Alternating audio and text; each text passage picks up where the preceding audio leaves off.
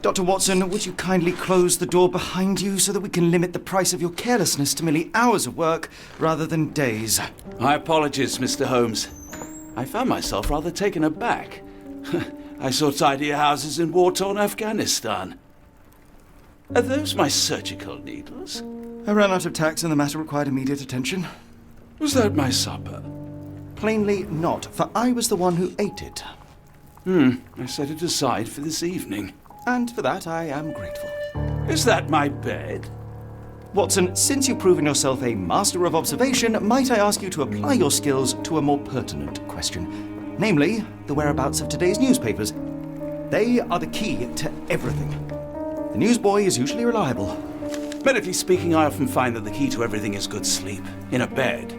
Your papers are here, on the table. Let us see what the postman brought today.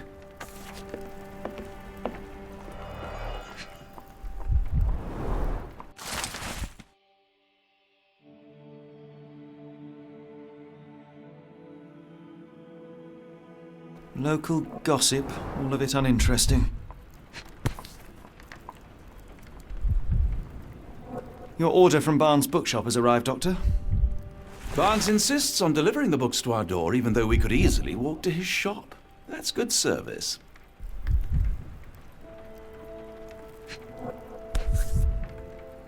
Another letter from Werner. I never reply, but they keep coming.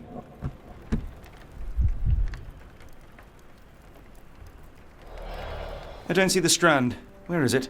Pardon me? I am on the precipice of uncovering a pattern of crime across London spanning many months and involving many men. The missing paper cannot be a coincidence. That's preposterous. My dear fellow, life is infinitely stranger than anything which the mind of man can invent.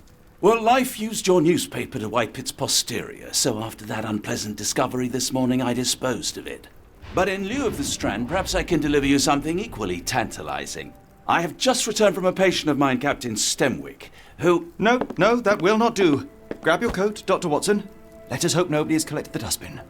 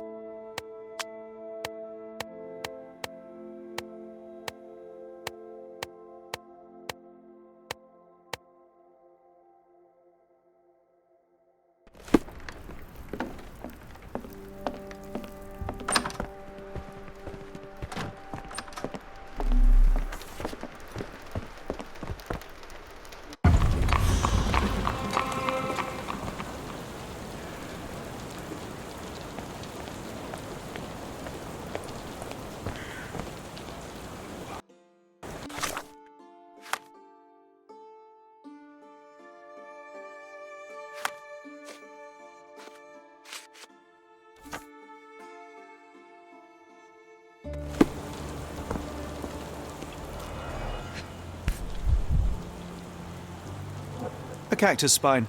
If it gets in your skin, it's awfully tricky to remove, and when laced with poison, the perfect assassination tool.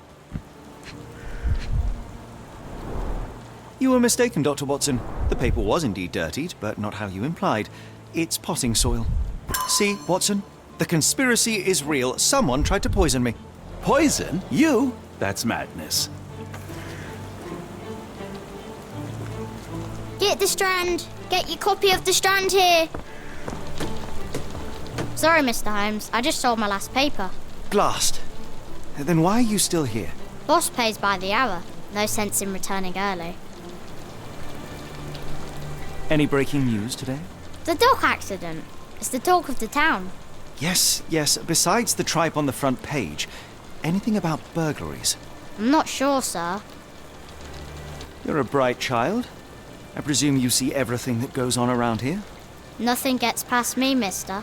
Then tell me, did you notice anyone suspicious at my door this morning? Like the man with your newspaper? Precisely. What do you know? I know the value of a shilling. Dr. Watson? Cool, now I can take the day off. Can you describe the man you saw? He was carrying a lot of books. Up to his chin they were. Never heard of a well-read assassin. Looks can deceive. Hence the appeal of disguises. Which way did he go? Not sure. I was distracted by customers. Sorry. Did you see what he was up to? Nah, not really. I saw him approaching your house, but I had a customer. Then there was a loud bang. I ducked down. Not because I was scared, because I wasn't. I had to protect the merchandise. And all I could see was him kneeling at your door. All right. You earned your shilling. That'll be all. Thanks, Mr. Holmes. Maybe I could be your eyes and ears, if you have more shillings.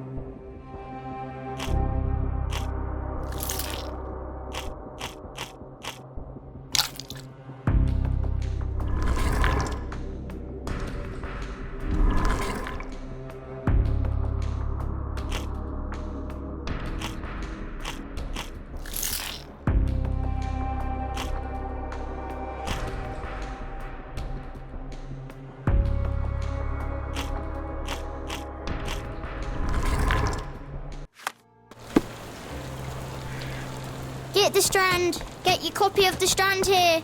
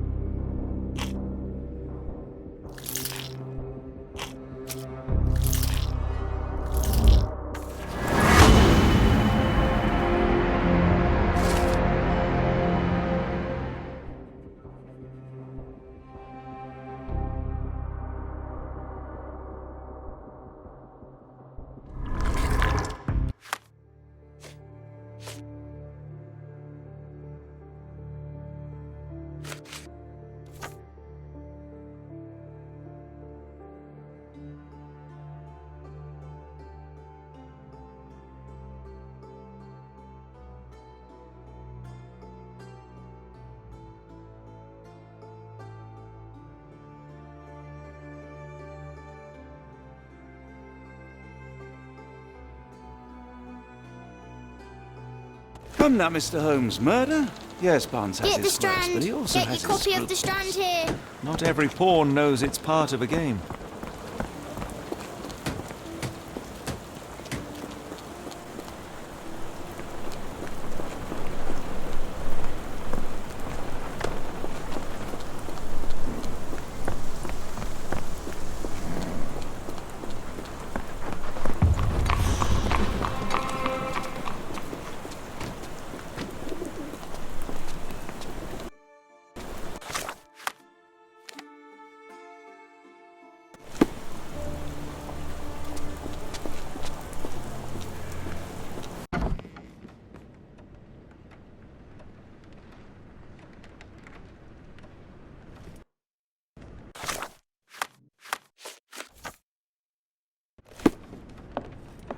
Do you even have enemies that would want to kill you?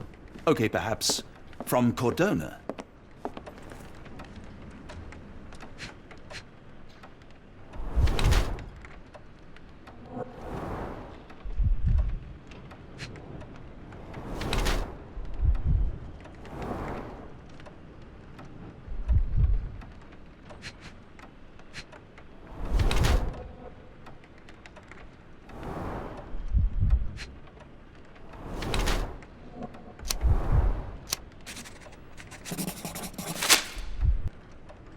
Mr. Barnes, a word.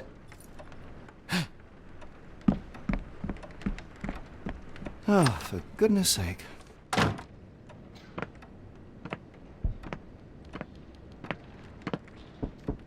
Who goes there? Sherlock Holmes. Now will you please... Mr. Holmes. Golly, I did not see you come in. Would you care to answer some questions for me? Well, I wish I could, but I am deep in the weeds with work. How about we reschedule in a month or two? Come now, Mr. Barnes. It will only take a moment.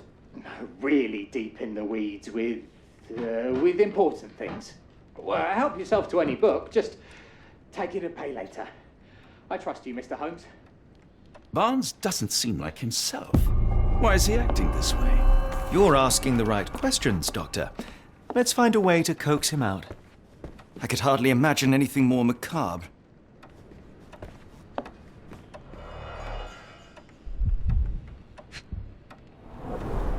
Basics of cryptoanalysis, cryptography in Egypt. It appears Barnes has an interesting hobby.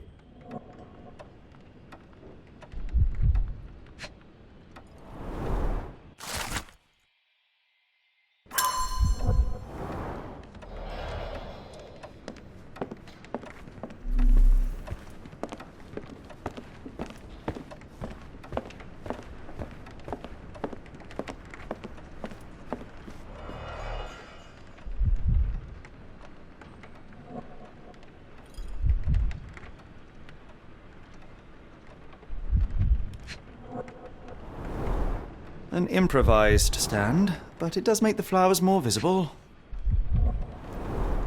In the language of Mycroft's secret agents, it's a sign. Dried flowers are replaced when the job is done. I wonder who the recipient is.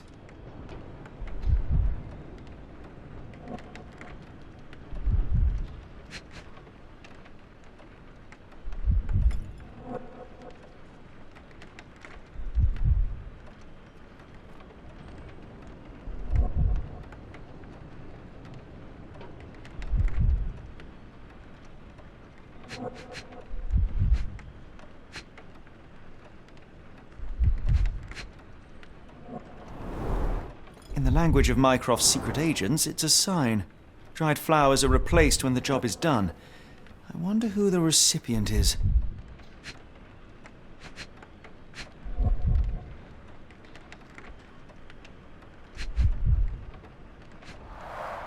The finest view London has to offer.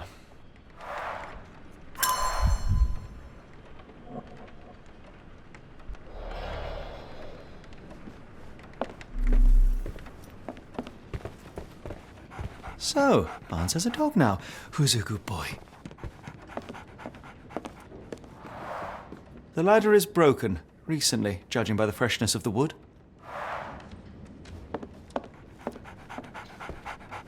Apologies, but I can't hear you. Please come back later.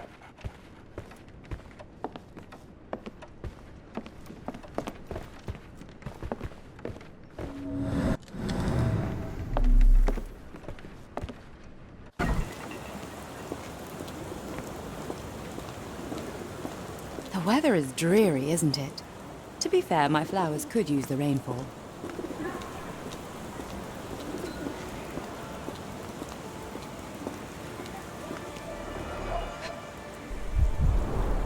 Encouraging people to stop and smell the roses?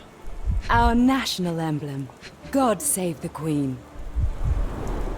It must take patience and care to produce a bloom so beautiful. I imagine so. I merely sell them. A familiar spine? Is this what I found in my dustbin? The pot is damaged. The blow was severe, but softened by something.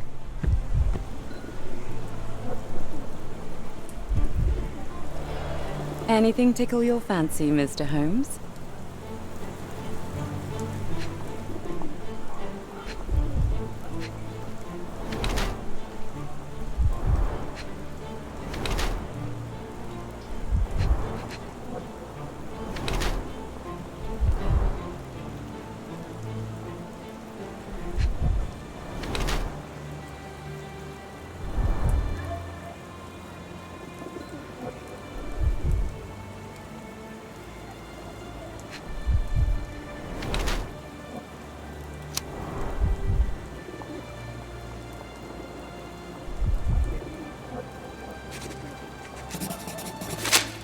Mrs. Fleming, you look particularly lovely today.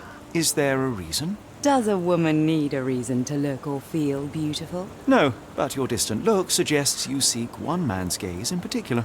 Who told you that? Nobody. Merely a keen eye and some simple deduction. Well, I'll kindly ask you to keep your keen eye to yourself, Mr. Holmes. I'll be off.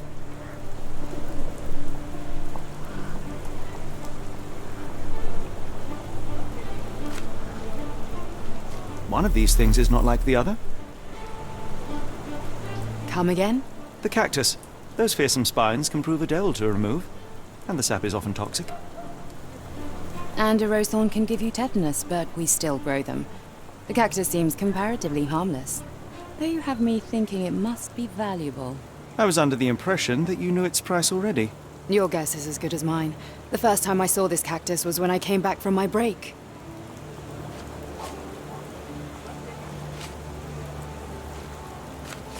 What do you make of the flowers in Barnes' shop window?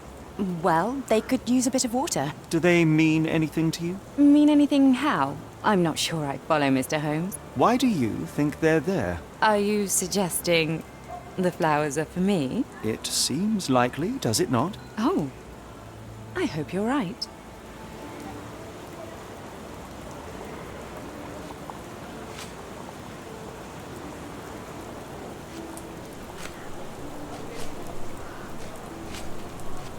I'm afraid I can't help with that, Mr. Holmes. I don't know anything about this, sorry. I don't know anything about this, sorry.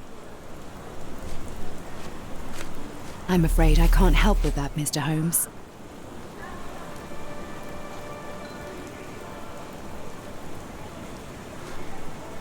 Are you sure you're asking the right person? I'm just a flower seller. I'm afraid I can't help with that, Mr. Holmes. Are you sure you're asking the right person? I'm just a flower seller. I don't know anything about this, sorry. Are you familiar with Mr. Barnes? Yes. No, not really. Well, in a way. What on earth does that mean? I know who he is, of course, but we haven't shared much more than a look. A look? Yes.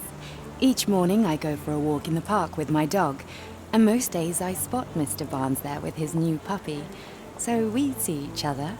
Actually, we once met briefly while our dogs played.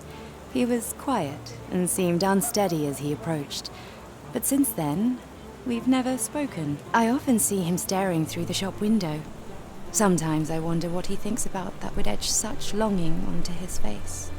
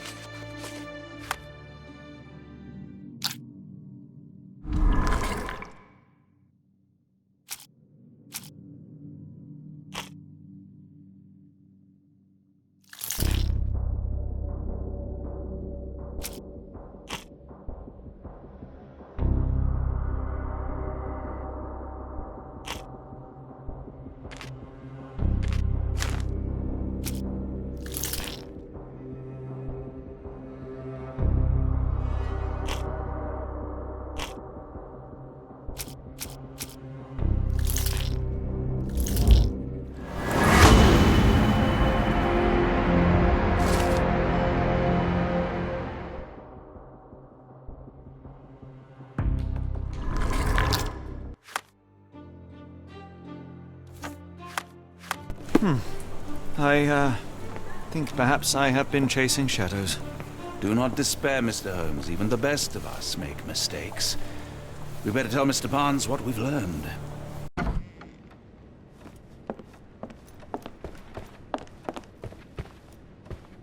Mr. Barnes, I know what you did, and I know why you did it. I'm sorry, Mr. Holmes. I can't hear you very well from behind the door.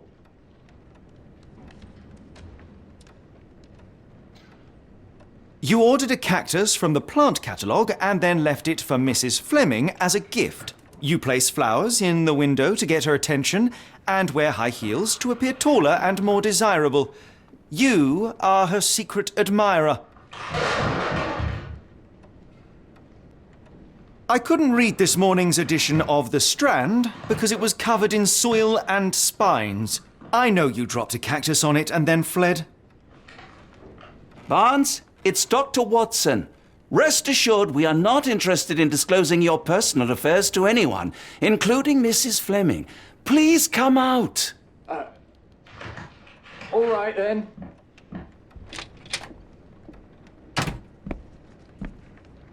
So, you know what happened then? I was on my way back from the post office, having picked up the cactus and some books. It was quite an awkward package, heavy too, and when I got to your door, I dropped the cactus in your paper. Forgive me. I needed that paper to prove a theory and prevent a crime. Your actions were rather disruptive. Your clumsiness carrying the post is matched only by the clumsiness of your romantic gesture. Oh, it's true. I am useless with this sort of thing. I'm not even sure if Mrs. Fleming noticed.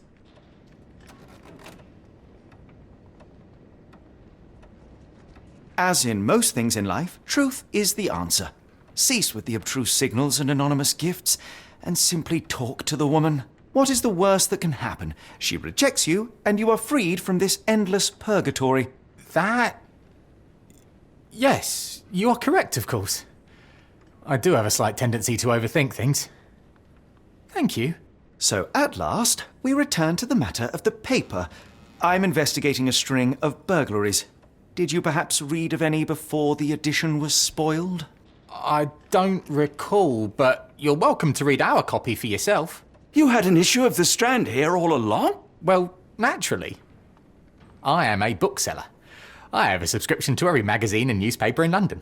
So you ought to be familiar with the concept of burying the lead. Oh no, my apologies, Mr. Holmes. I'll make it up to you however I can. I am an expert on obscure languages and translation and Yes, okay. Just give me the paper.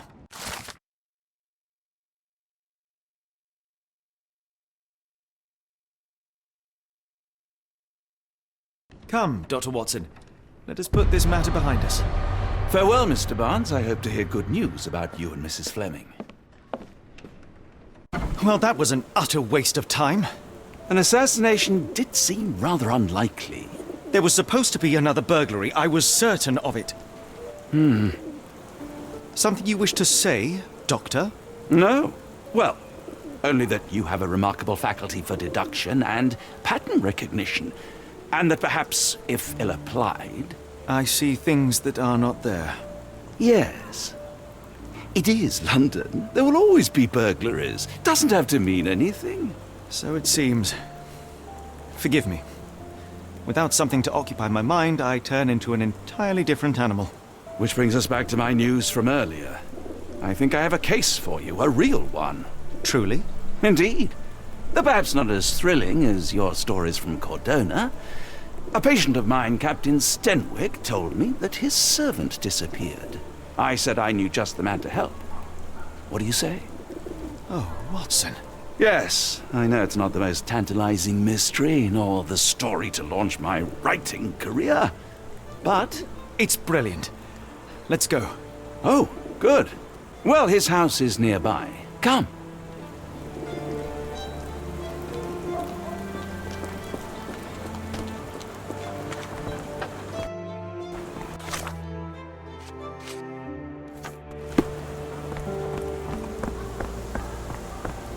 Not much further now.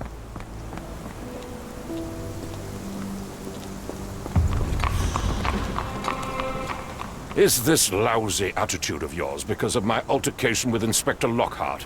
Did he put you up to this? Sir, the inspector has nothing to do with it. I'm telling you the same thing I tell anyone seeking a missing person. Good day, gentlemen. Forgive the intrusion. Captain Stenwick, this is my colleague Sherlock Holmes, the consulting detective I told you about. At last, a professional. This useless officer refuses to do anything about Kimmy here, my missing servant. What was your name again? I shall be certain to inform your superiors. Sergeant Ruffles, and it's my superiors who made this decision, sir. Have there been other disappearances lately? Of course, here and there. But when life is tough and opportunity comes knocking, you can't blame those who answer. Why has the police department decided not to help? We investigate murders, thefts, fraud, arson, real crimes. A servant walking away from his master is not our highest priority. That said, if we find Kimahia breaking the law, we'll be sure to notify Captain Stenwick. Now, I must be off. Best of luck in your search. You heard that, didn't you? The way that man spoke to me. I shall need your written testimony, then we can lodge a complaint. Captain, perhaps Mr. Holmes' time is better spent learning about your servant, so that he may begin his investigation. Ah, yes. Quite right. Fire away. Tell me about Kimahia. He's foreign. A Maori. All the way from New Zealand. Biggest man you've ever seen, and as strong as two. Dark hair and fearsome tattoos. He doesn't speak a whit of English. Never bothered to learn. But I made do with pointing. I invested a lot of money in him, so he must be found. When did you last see your servant? Kimmy here normally brings me the morning papers, but yesterday I had to get them myself. He must have escaped the night before yesterday. May I see your servant's bedroom? His shack is in the garden. You can't miss it. Did you search the room? Of course, but only to check he wasn't lying dead inside. Everything seemed normal at a glance. I take it this is the first time Kimahia has vanished? Undoubtedly. The man seemed terrified of the city. I think it was all the noise. He never left this estate. Should he cause any damage, I will bear the responsibility, for it was I who rescued him from savagery and brought him here to England in the first place. Is there any reason Kimahia may have left? I should think not. He had all he could have wanted. Gainful employment, new clothes, and all the cabbage he could eat. Did Kimahia make off with anything of value? Heavens, no. I would have mentioned it to Sergeant Ruffles. Still, he must have fled with some money on his person. No. I kept his wages in my safe. For security. All right, Captain. I think I have enough to get started. We shall first take a look around the mansion. Go ahead. I'll be here, mentally drafting my complaint.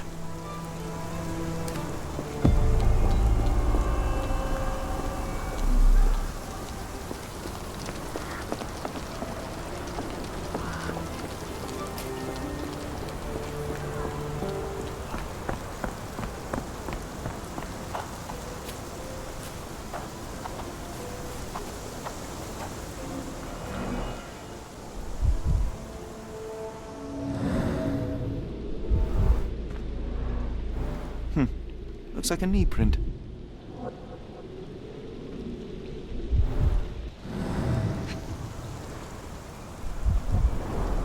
Chewing tobacco. A shoe print, roughly size 11, with a worn-out sole. These are a workman's boots. Someone knelt here. The amount of chewing tobacco suggests they were waiting a while. Amazing, Mr. Holmes. To read the ground like an open book.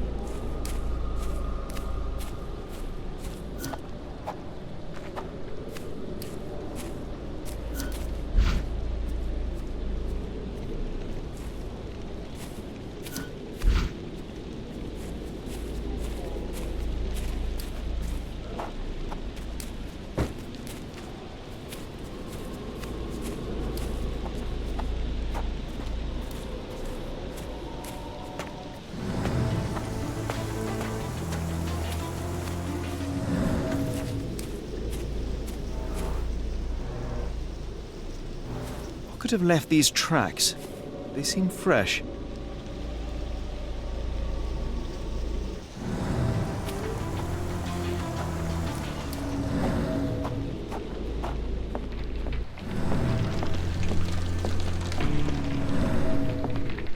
Clothes made of Hessian.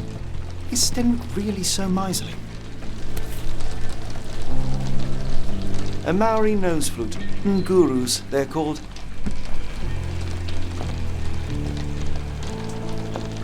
No air coming through it. No air coming through it. Is this a taniwha, a Maori water spirit? Or something else? Either way, it's giving me chills.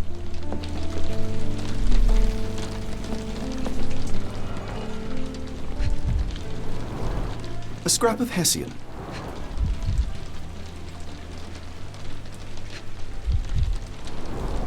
These were sturdy boxes. It would have required a serious blow to break them.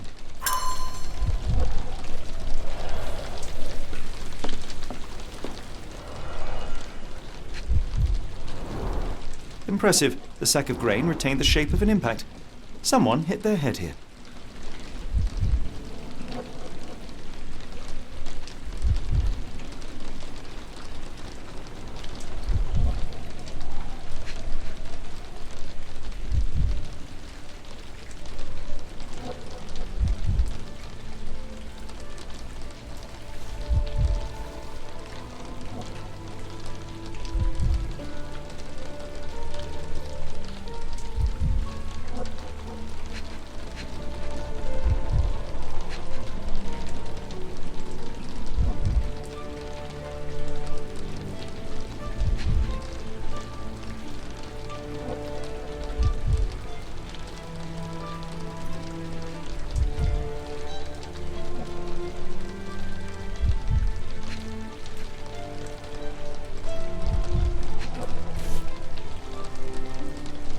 Small navy spyglass.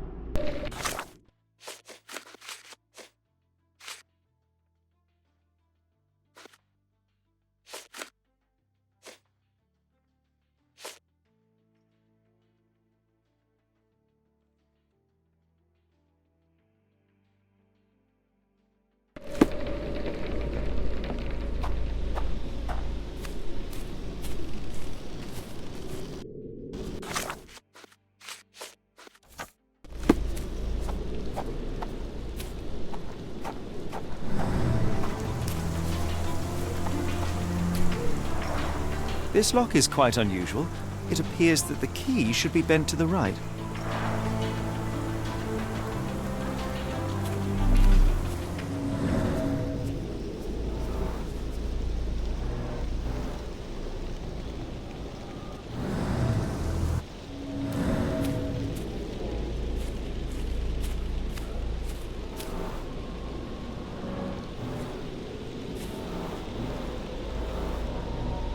Someone moved a cart to this spot and then took it elsewhere.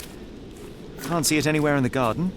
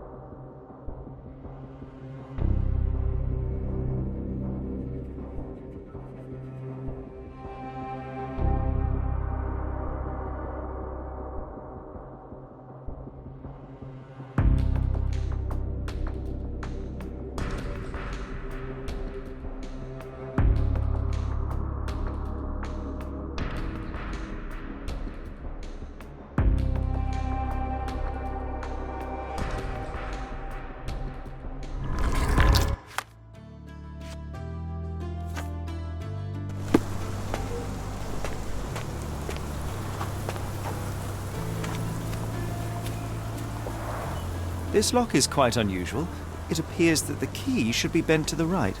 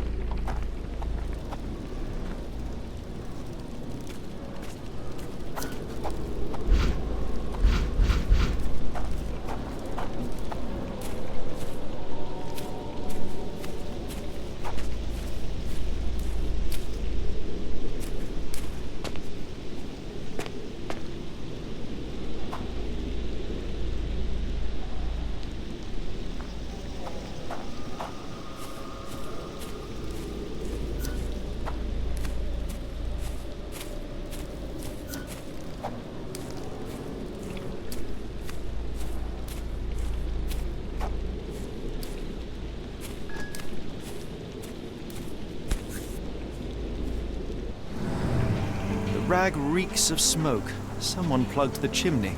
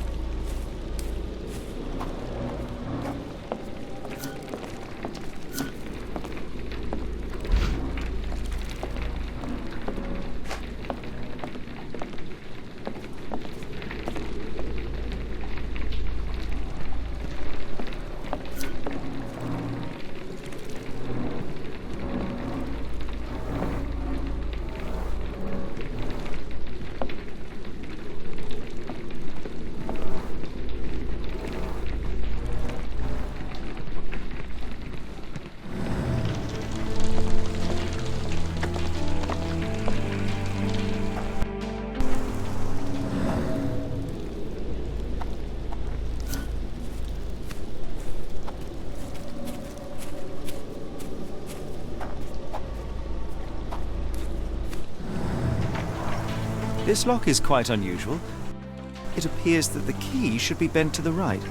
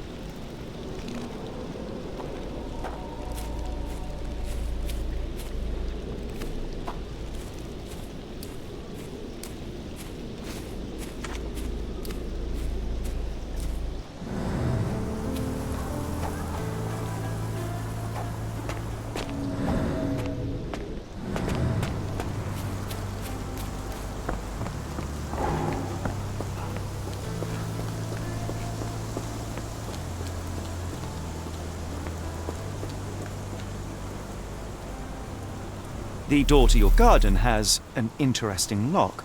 Yes, I have uncommon locks on every door of my mansion. It makes them harder to pick. Kimmy here and I both had a set of keys. I'll need to borrow them. No, you'll need to do what I tell you to do. Examine the garden.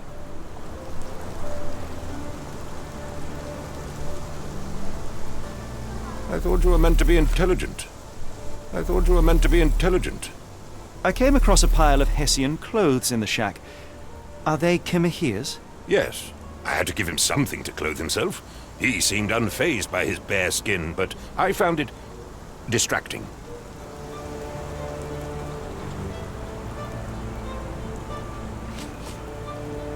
Are you joking? Why would I know this? Is this spyglass familiar? I don't recognize it. Could it be Kimahir's, perhaps? I doubt it. I never saw him with it, nor could I suggest how he might have come by it.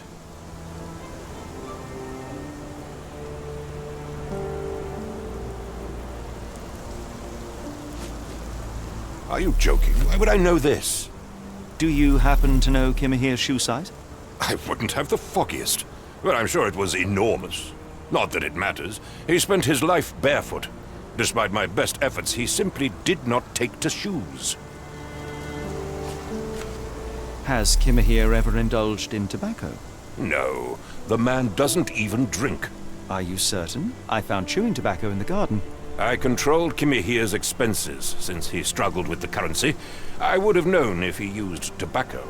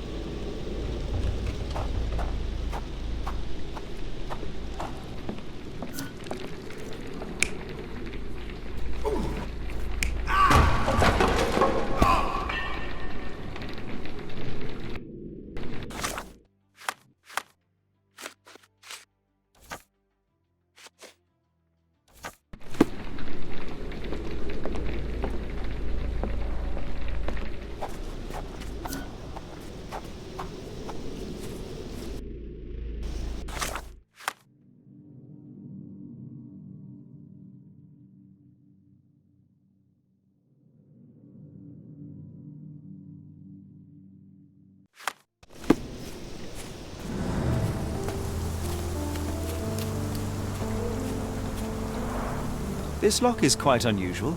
It appears that the key should be bent to the right.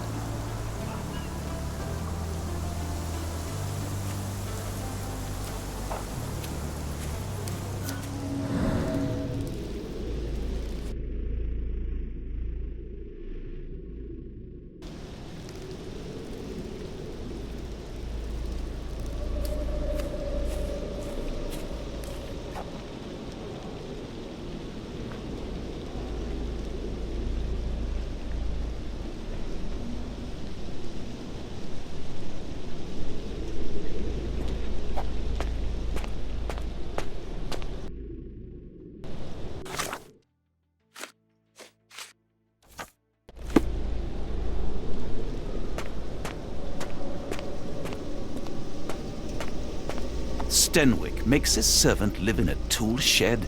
You think you know someone.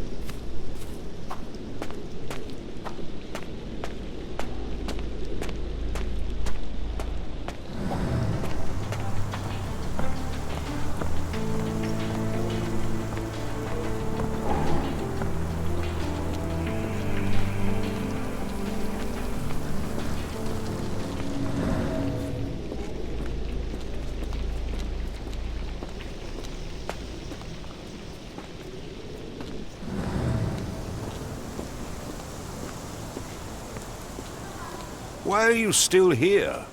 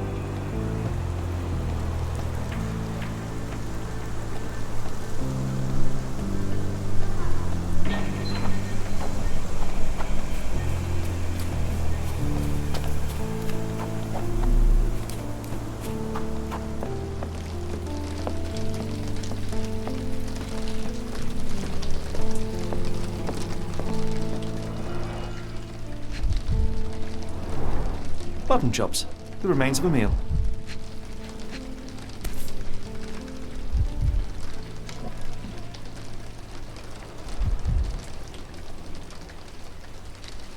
A heavy chemical odour. Lend me your nose, Doctor. I'll never forget that smell after my time in Afghanistan. That's an opioid, Mr. Holmes, an narcotic. The ashes are long since cold.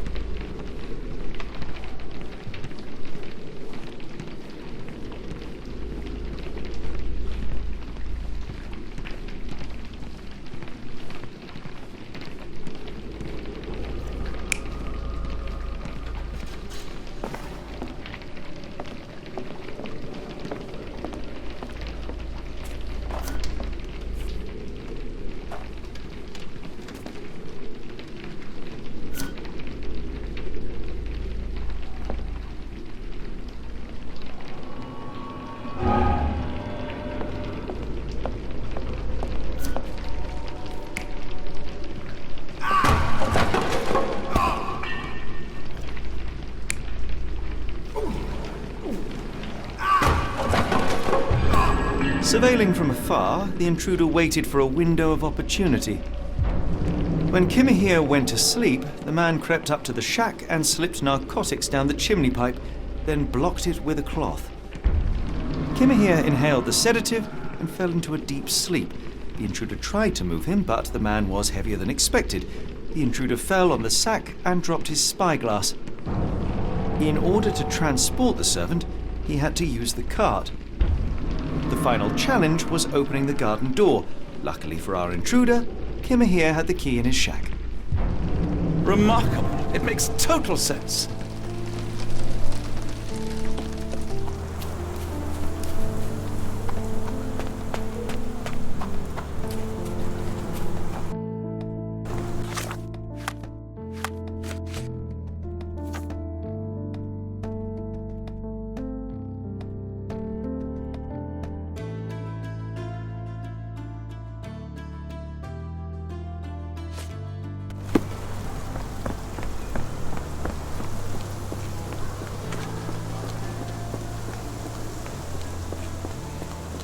You'd best have found something by now, gentlemen. I fear that someone may have spied upon Kimahir. Likely the owner of the spyglass I found earlier. It appears they were watching for some time, as there was an impressive amount of chewing tobacco on the ground. And your point? You said that you checked the shack earlier. Did you notice the cart tracks near it? Now, one ought to expect a servant to make regular use of such a thing.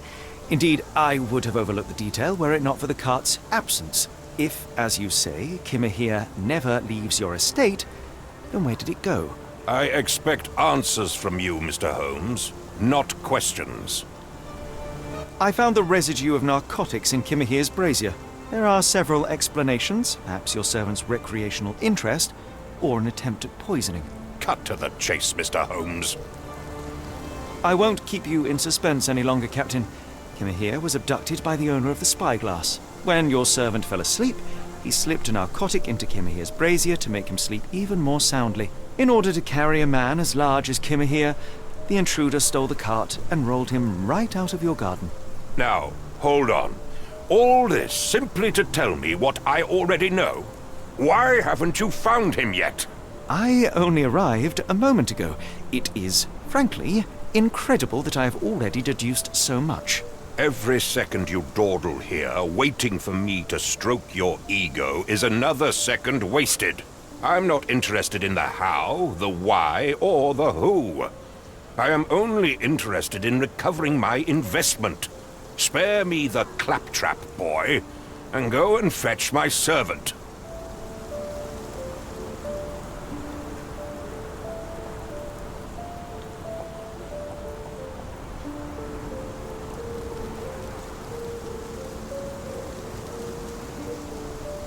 The point is, Captain, we're telling you this for a reason.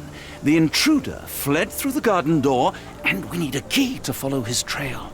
Well, then you should have led with that. Here you go. I hope you'll return soon with good news. And in the meantime, please teach your companion the art of brevity.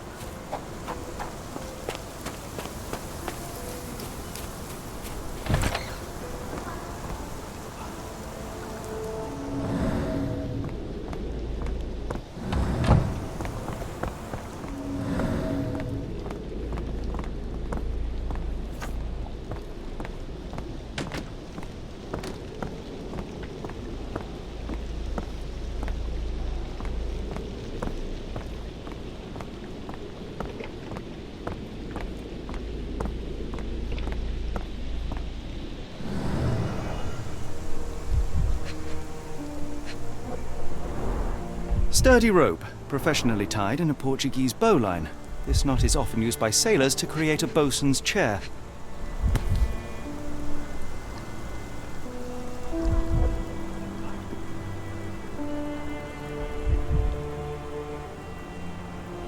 A strange substance. I have my suspicions based on the colour and consistency, but would you care to hazard a guess, Doctor? Well, it's odorless, but from the way it absorbs water, I'd say saltpeter. Then we're in agreement. Well done. Wheels picked up grass along the way. Kimahia's cart, I gather.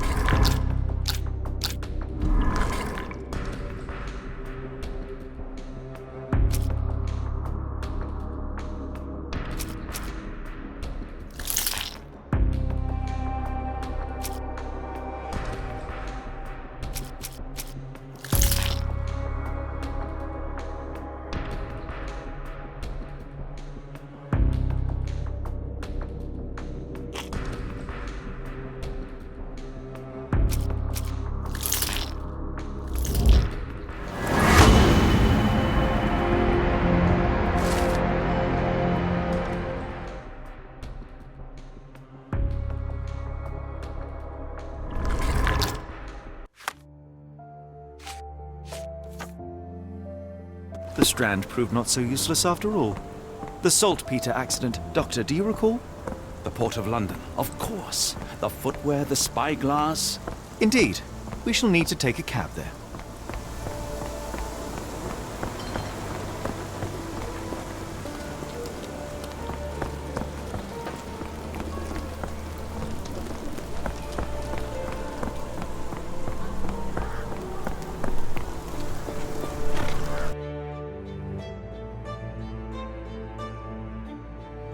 Where to, Gov?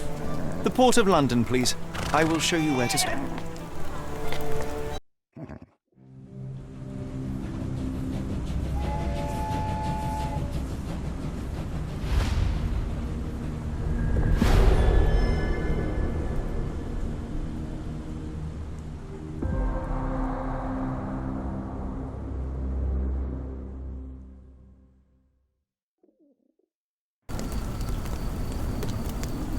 Mr. Holmes, What a compelling mystery we have stumbled upon. Perhaps I have the premise of my next novel. One kidnapping does not a story make. Stop! A black cat crossed before us. It's a bad omen. Do not take you for the superstitious type, Doctor. Such things are mere fantasies, tricks of a feeble mind. One imagines a physician would keep a surer footing in reality. Perhaps, before the war, my time abroad was difficult. Once, I came across an Afghan, bleeding, who I could not save. He pressed a rosary into my hand. A gift, he said, so as to gain God's favor. After that... Dr. Watson? Yes, well, I shan't get into details, but sometime later I found myself lost in the desert. Dehydration set in, and things grew ever more dire. The man's words came to me. I said a prayer and placed the rosary on a rock. A gift to gain God's favor. And you were rescued? Yes. A detachment of British soldiers found me. To whom I'm grateful. For without their diligence, you would not be standing here and I would not have this case. I'm sure you have another explanation prepared, Mr. Holmes, but I think I shall cling to the occasional superstition all the same. To each his own, Dr. Watson. So long as it does not interfere with my methods, do it.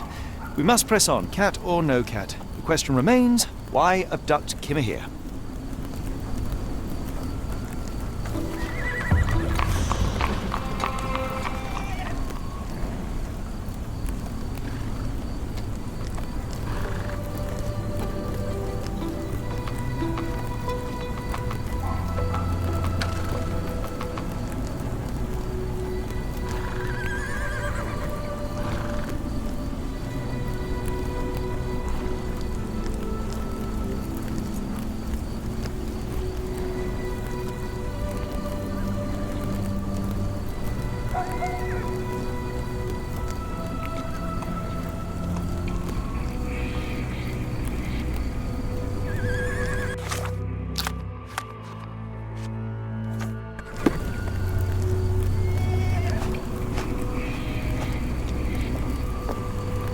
Help me, please.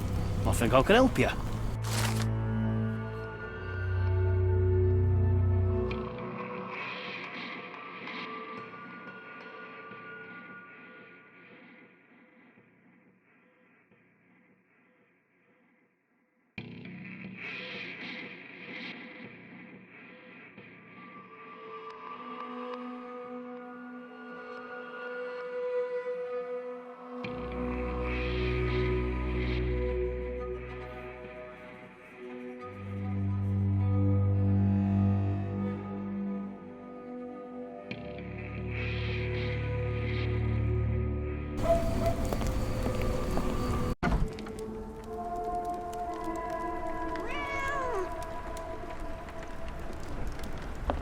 Oh, hardly a reputable establishment.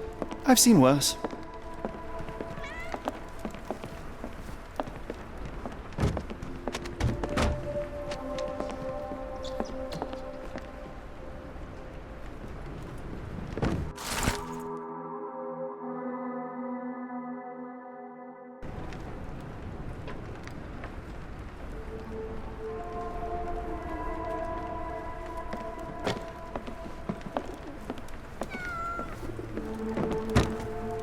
Greetings, miss.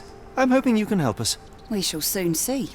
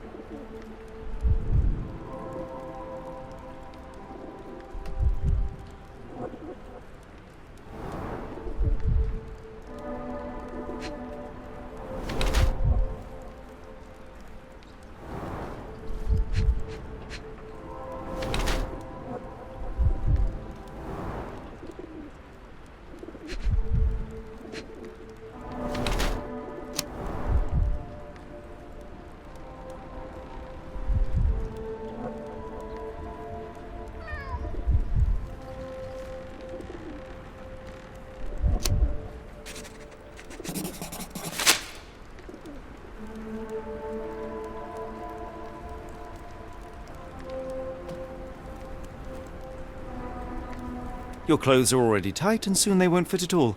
How far along are you? I thought I'd hidden it better. How did you know? Are you a doctor? In a manner of speaking. He's not. He merely has the ego of one. I apologize, miss. Mr. Holmes is fond of his observations, but I am the doctor here, not him. Do you need any help? I'm fine, thank you. I would rather not discuss my condition, nor let word of it spread.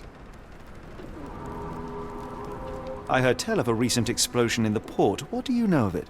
Ah, yes. Something exploded in a ship's cargo hold. Caused a terrible blaze. The sky was red with smoke till morning. Where precisely did it occur? The ship sank near the third pier, next to the dockyard. My colleague and I are seeking a burly man, above average height, with workman's boots. Half my customers, then. Your description hardly narrows things down. We must go. Oh, no. No chance of a pint, then.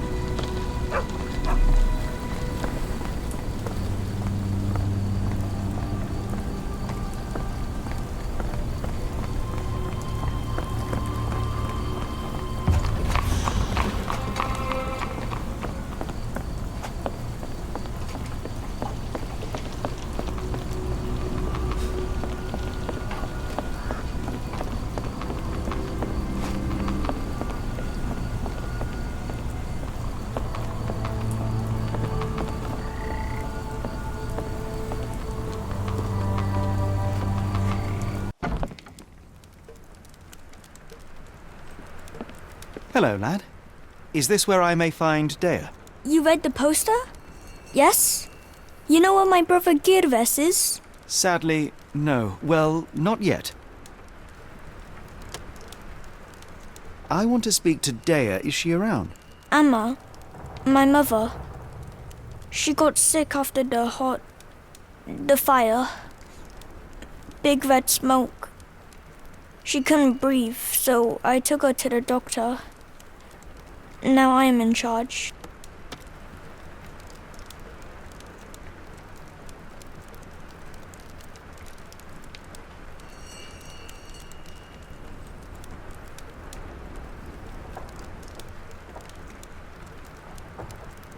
Where did you last see Girves? He worked at a, warehouse. This man, Roy Solby, gave him the job. He paid him a necklace. Do you still have the necklace that Soulsby gave to Girves? Girves left it near the, shrine. I tried to sell it to buy Amma medicine, but no one wanted to buy. How would you describe this Soulsby? He was big and strong. He had a big scary eye. Scary, you say? Yes, like it was made of metal. Don't go anywhere.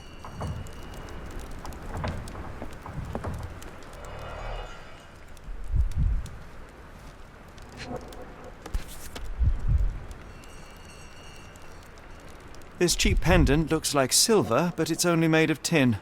No surprise the boy couldn't sell it.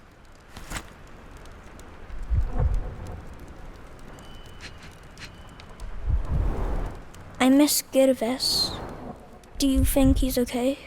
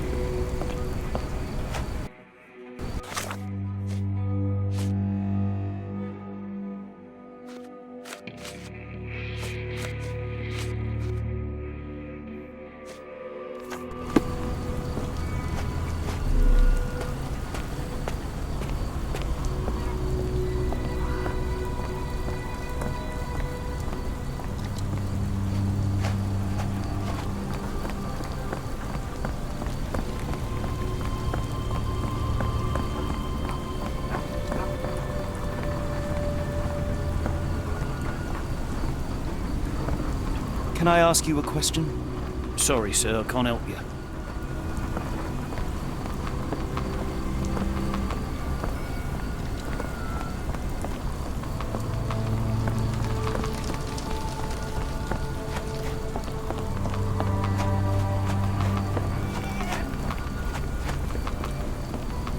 Can you satisfy my curiosity? I don't think anyone here knows the answer. You should ask someone else.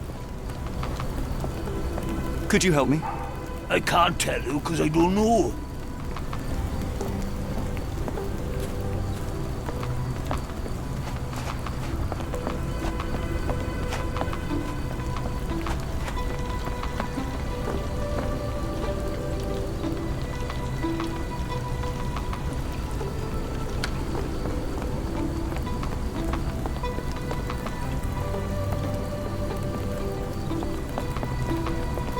Could you help me?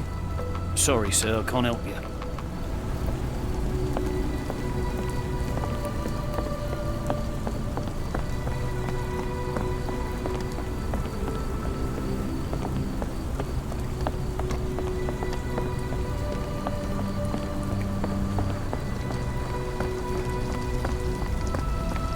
Are you able to help me? I don't think anyone here knows the answer. You should ask someone else.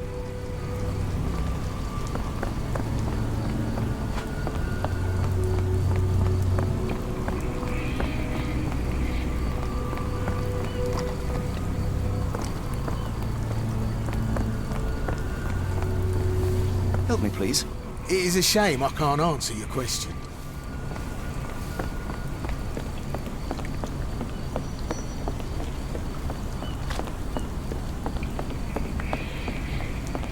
Can you satisfy my curiosity? As much as I'd like to help you, I know nothing about this.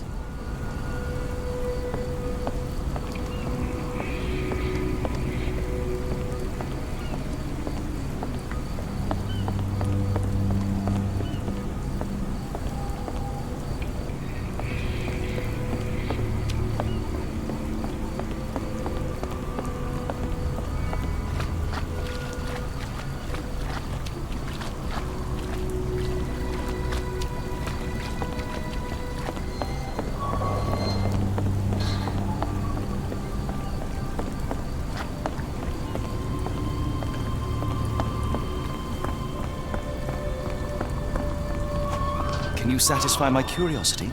Nope. Sorry, I know nothing.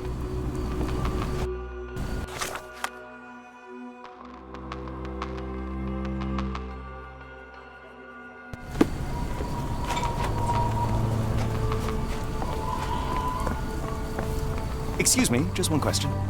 I don't think anyone here knows the answer. You should ask someone else.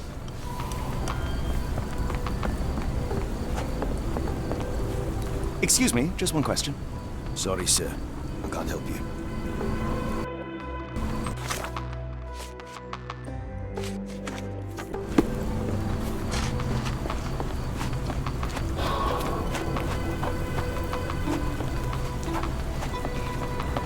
Can I ask you a question?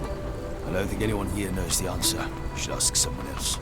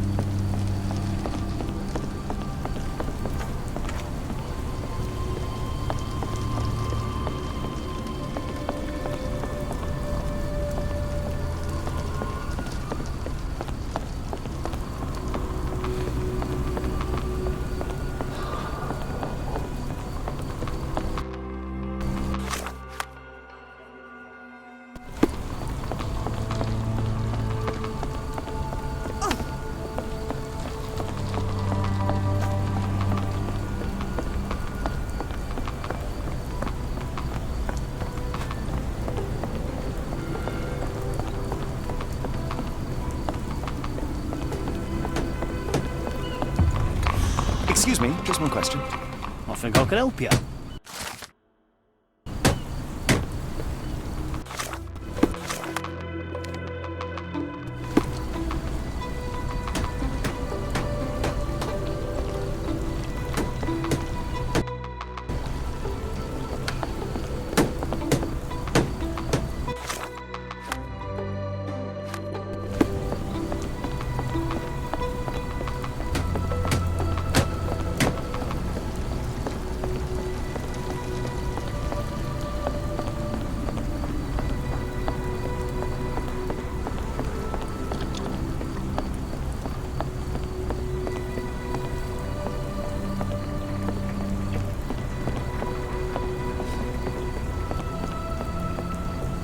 Not in the mood, mate. Shoo!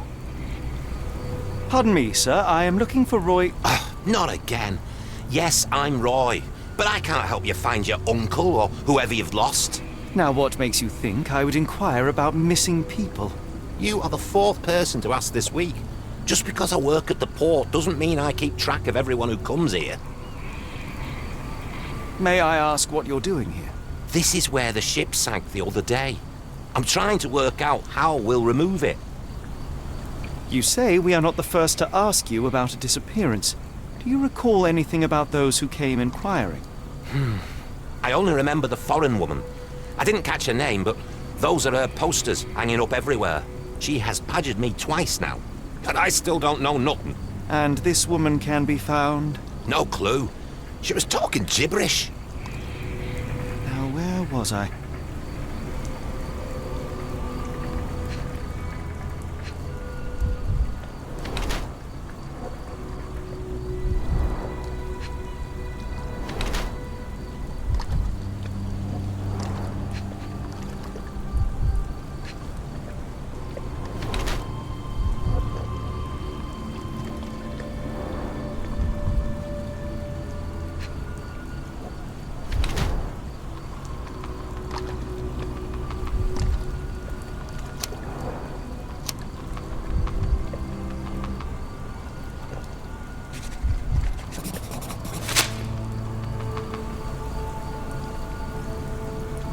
take my leave. What do you got?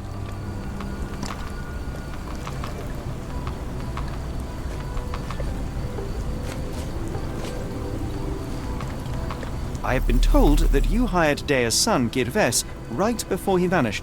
His brother also said you had a metal eye. What do you make of this? Tell that him to stop making things up. Have you seen this before? My card? Where did you dig that up? At a crime scene near Baker Street involving a young servant's kidnapping, I might add. No. Someone used it without my consent. How else would it end up there?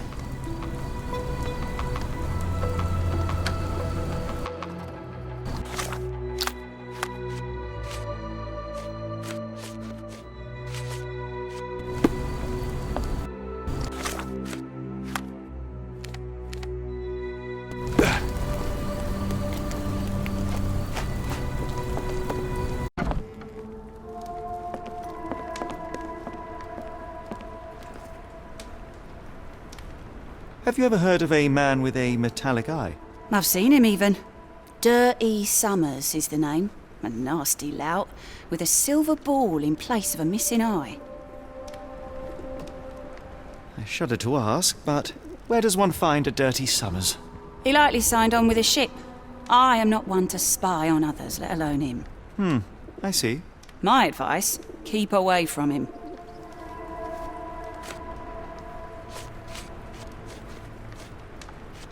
What do you know about this poster? A foreign woman asked to put it up. She's plastered them all over the port. Any clues as to her whereabouts? None. It was hard to understand what she was saying. Are you familiar with a Roy Soulsby? Roy Soulsby? I know the name, but he's not one of my regulars. My guess is that he works somewhere around here.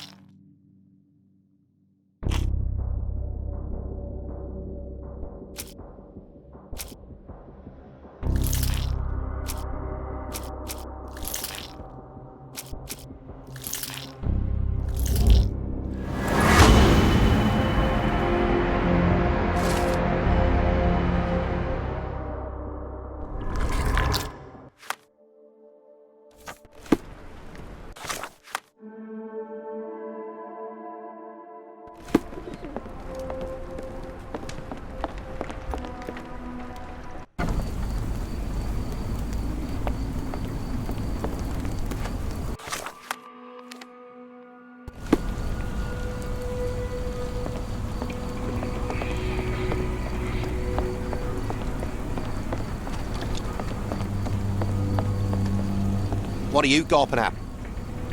Mr. Soulsby, you know more than you're letting on. What makes you say that?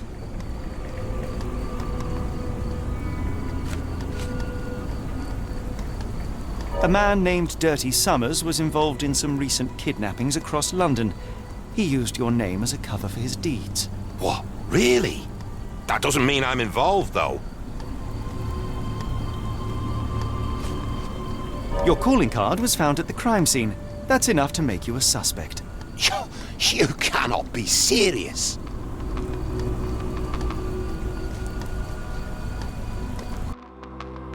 It's true. And that's before mentioning your gold watch. It's brand new and awfully expensive for a customs officer. Clearly you have found yourself another source of income. I'm sure Scotland Yard will be delighted to investigate further. All right, stop. Look, it's not as it seems.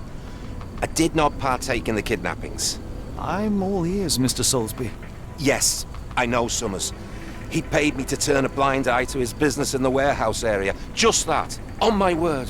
You did not tell me which warehouse he used? I do not recall. But I used red paint to mark unsupervised warehouses. Ought to be one of them. What else can you say of Summers? He's a regular at the Cursed Mermaid. Goes there with his crew almost every evening. What for? I don't know. I assumed just for a drink.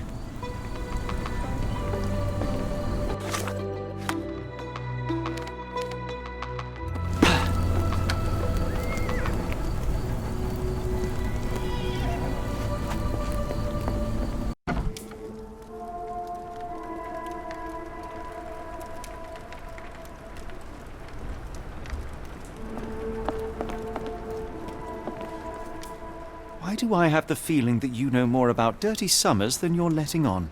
I have nothing more to add, sir.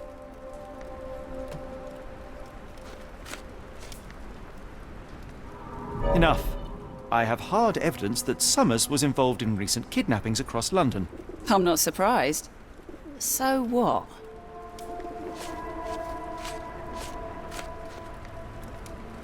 A customs officer, Roy Soulsby, testified that Summers was a regular here.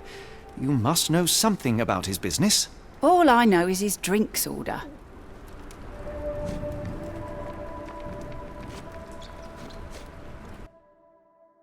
If the lives of the missing do not concern you, then I would urge you to think about your unborn child.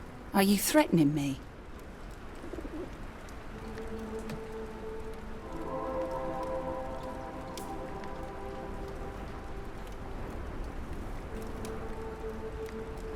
Nothing of the sort, but that doesn't mean that there won't be consequences for your silence. Everyone knows you happily served Summers and his crew. Should the police come knocking, you'll be the one going away. And none of us wish to see you raise a child behind bars. Now, spare yourself the trouble and tell me all you know. Okay. Summers hired my private room.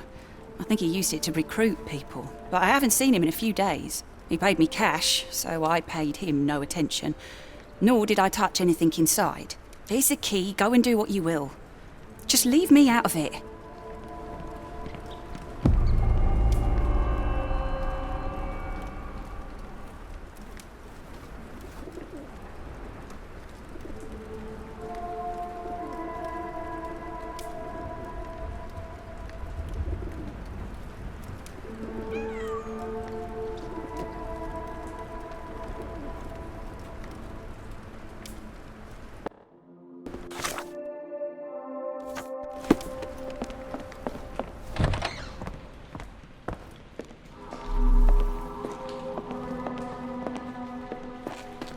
The hairs on the back of my neck stood up.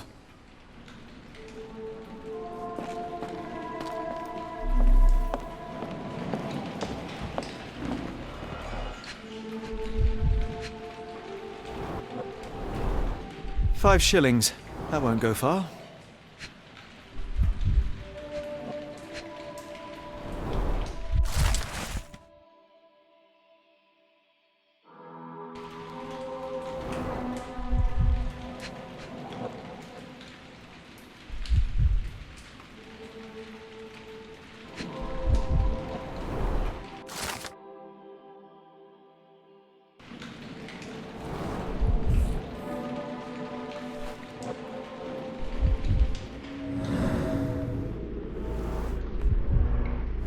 Strange symbols. I don't recognize them.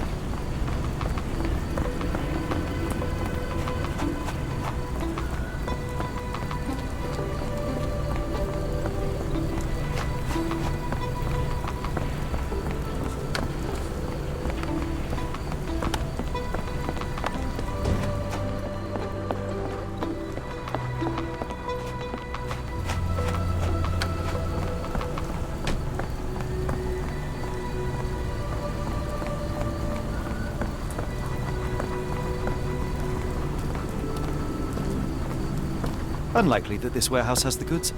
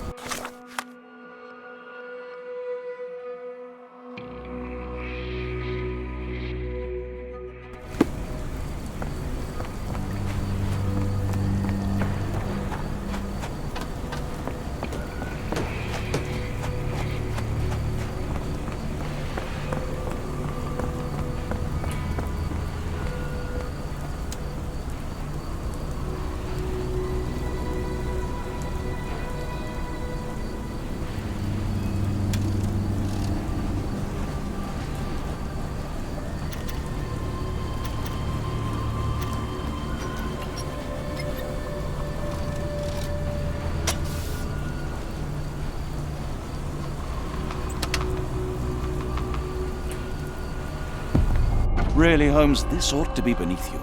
As my brother would say, it is for the greater good.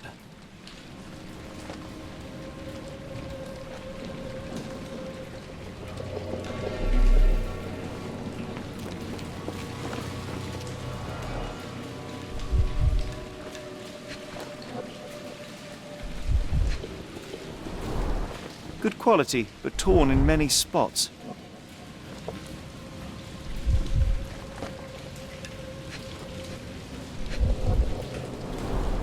Mold. That's why you don't leave sailcloth lying out.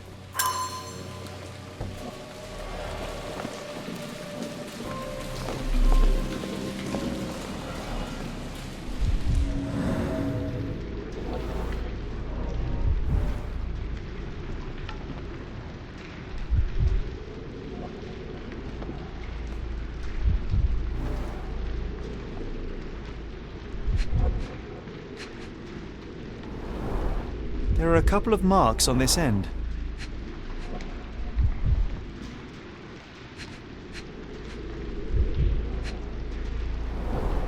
The scratches are fresh, left by something metallic.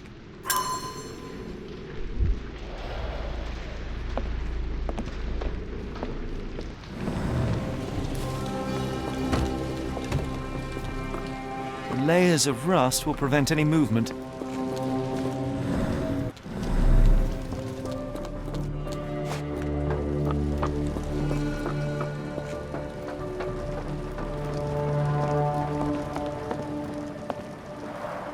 It's stuck.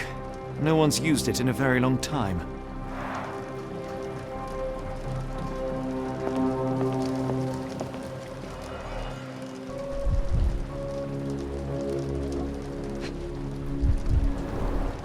Fit for a crank. Well oiled and well maintained.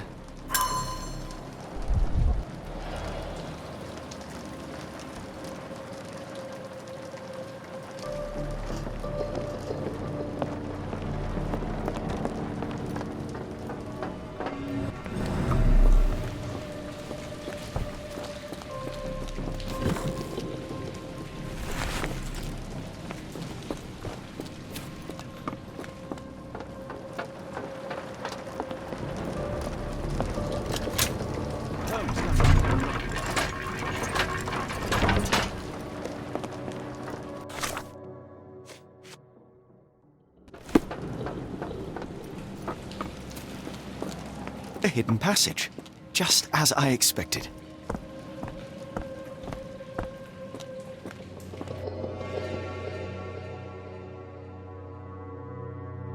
Wait here, Watson, and keep an eye on the doors. I'll scout the premises. Will do. Be careful down there.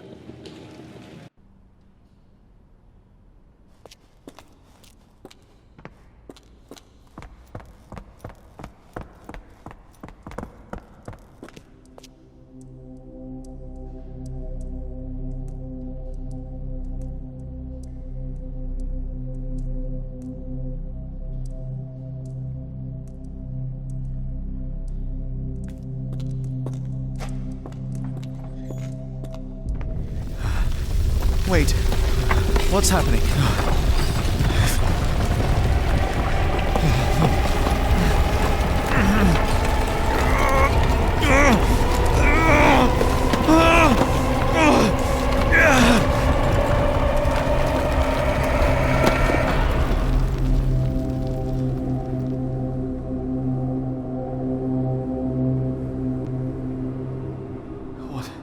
What is this place? Where am I?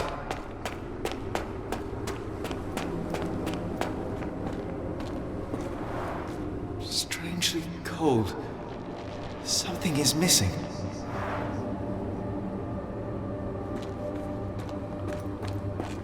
This cannot have been under the port of London all along. Is it an illusion? The only way forward is the abyss.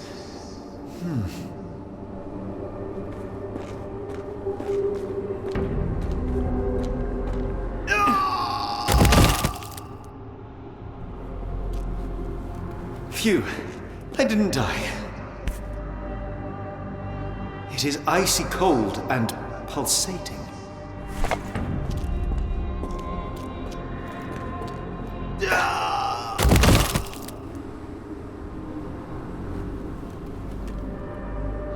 My heart, be calm.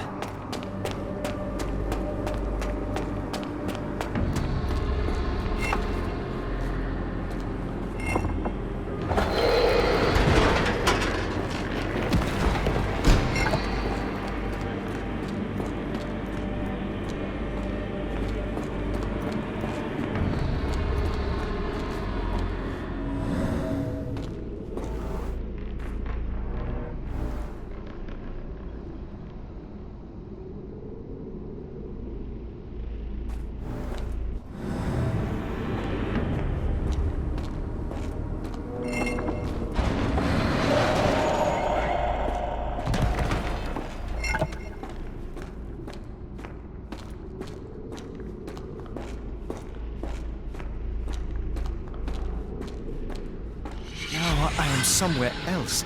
How? It's harder to breathe here. What is that?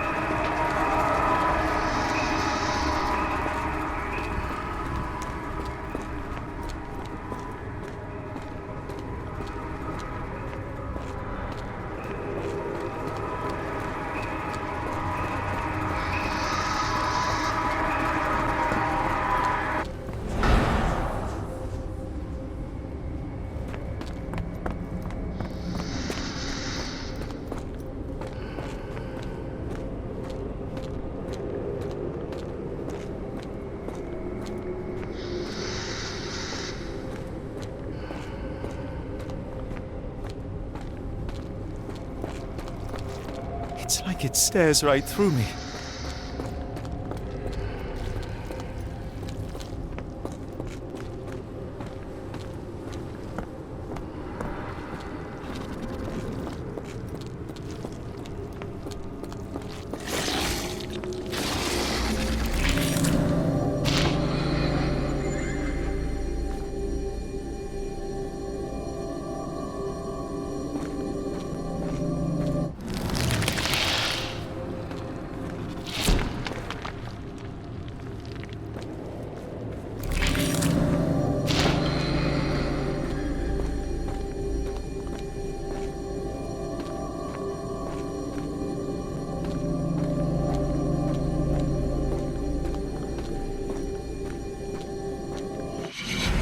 head is already spinning. When will this end?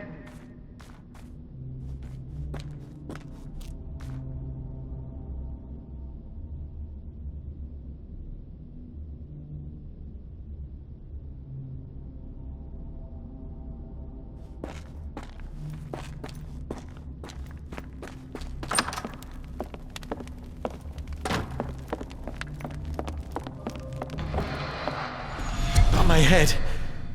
What just happened?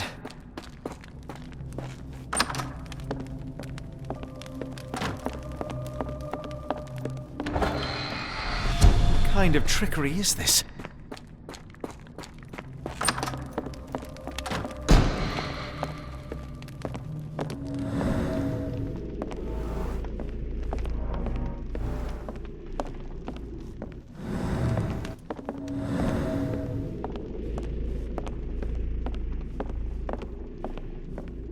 Oh, that is truly revolting. Frozen and pulsing, almost like it has a heart.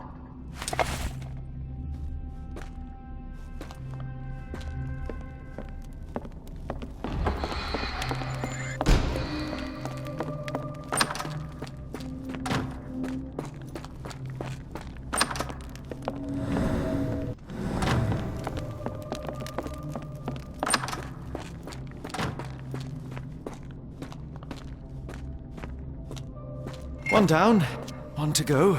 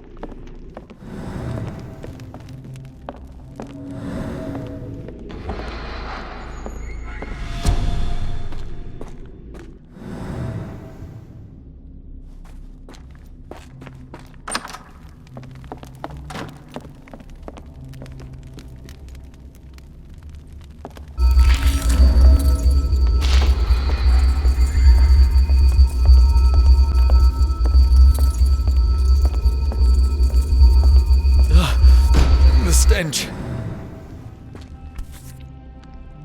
A strange stone. It almost feels alive.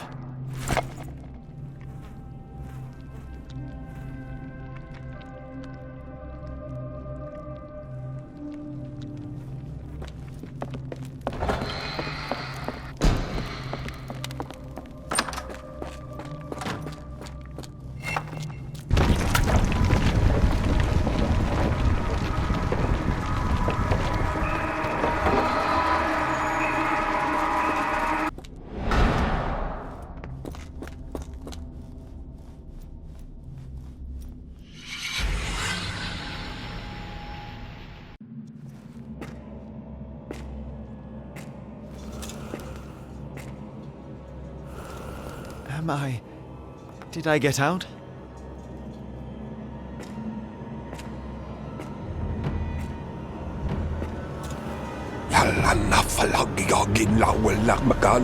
John?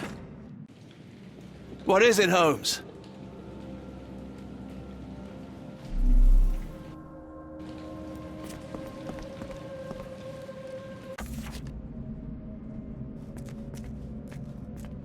Watson? Holmes, where are you?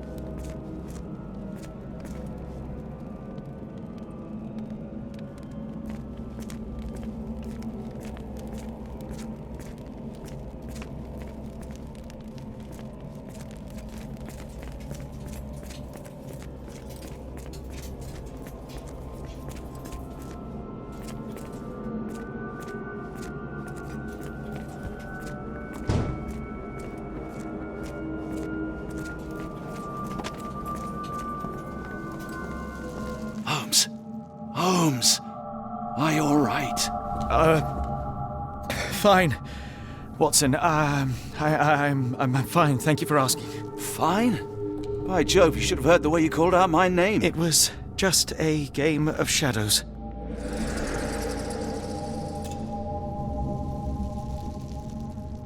I'm glad.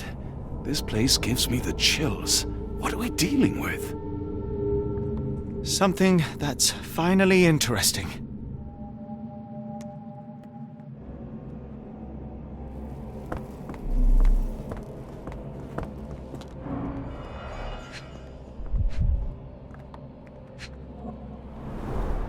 His abdomen is severely bloated.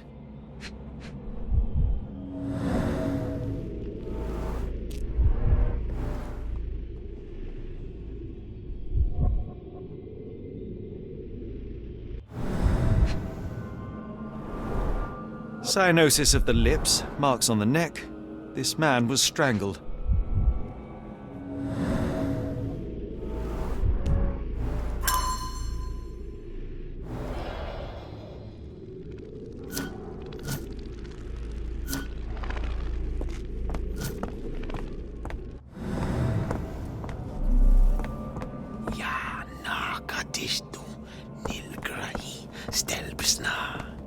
Did you hear that, Watson? I hear you.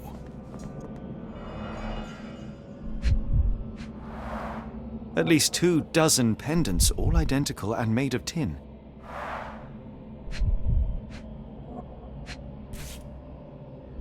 An American passport.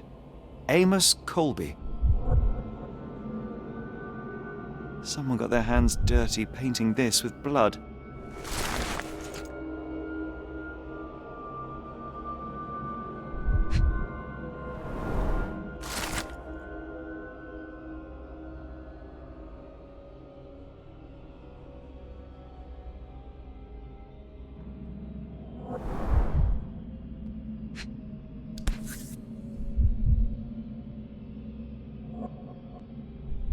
I've never seen a pattern like this before.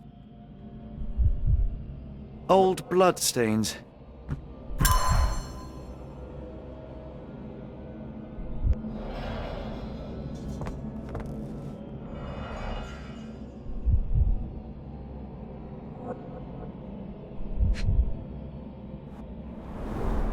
It seems made for simple experiments.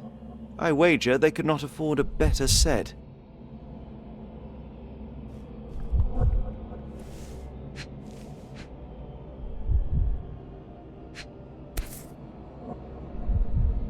This box contained a narcotic substance, much like the one in Kimihia's brazier.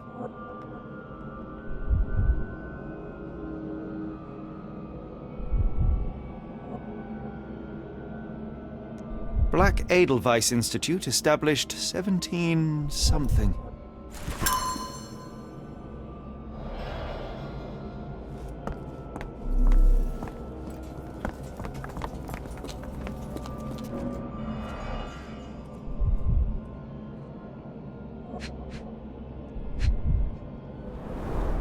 A small bloodstain, but not serious.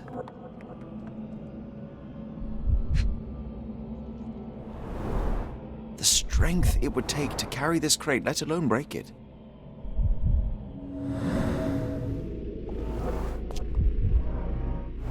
Deep scratches left in a frenzy.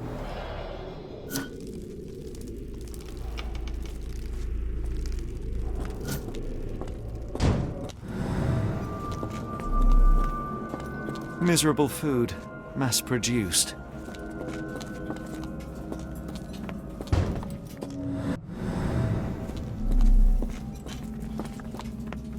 Oh, potent. This sensor has more narcotic residues. Oh, potent. This sensor has more narcotic residues.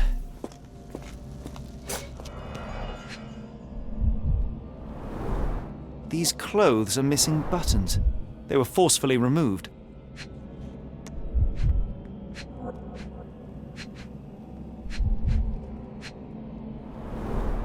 Dumpra, a staple of lepcha men's attire in Nepal. Gathered from dozens of people at the very least.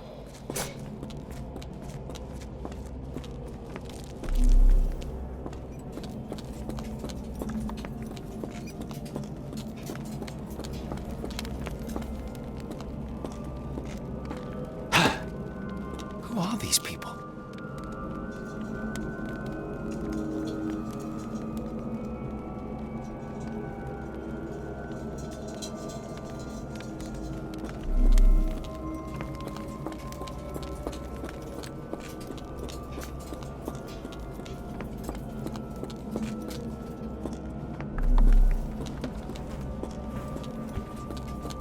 What on earth? It looks like the scribbling of madmen.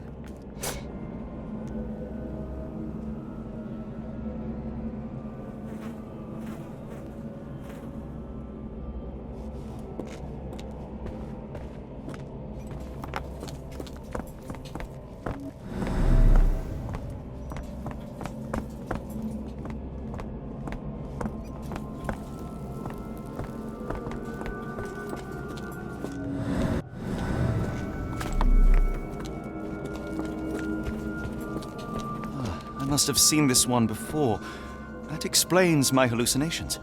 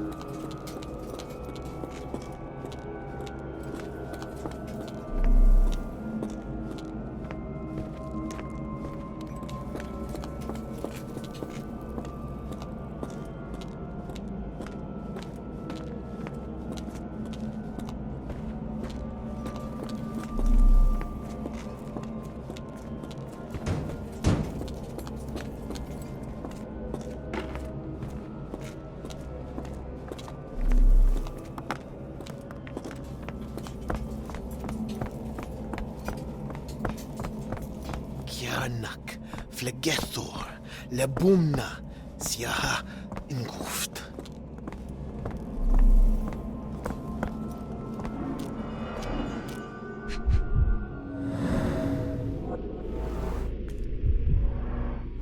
Someone used mud to draw a cross in a rectangle. Why?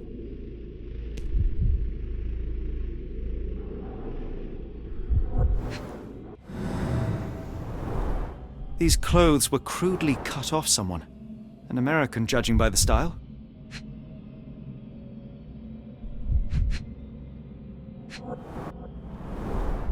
Fine rope work, cut by a finer blade.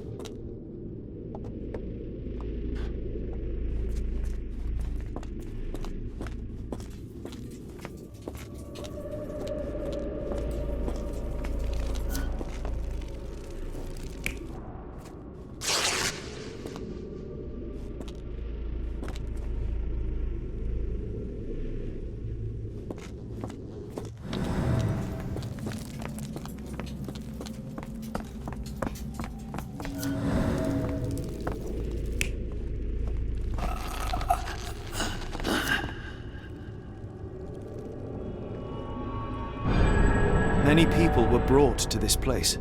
Their abductors stripped off their clothes and discarded them in a pile.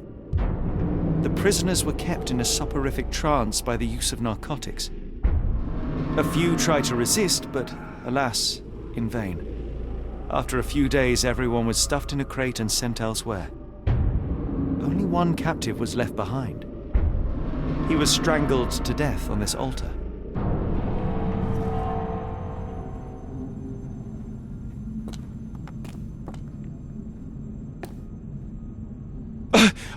What the hell is happening, Holmes? Calm yourself.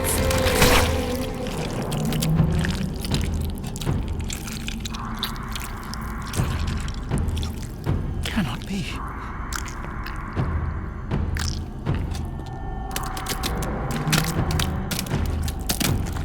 What is it? Oh my God.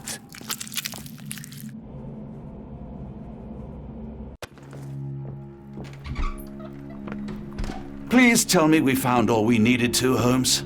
I think we found a bit more than that. Yet we have no clue as to where those people have been taken. And that's where you're wrong, Watson. We have more than enough. I just need to connect the dots.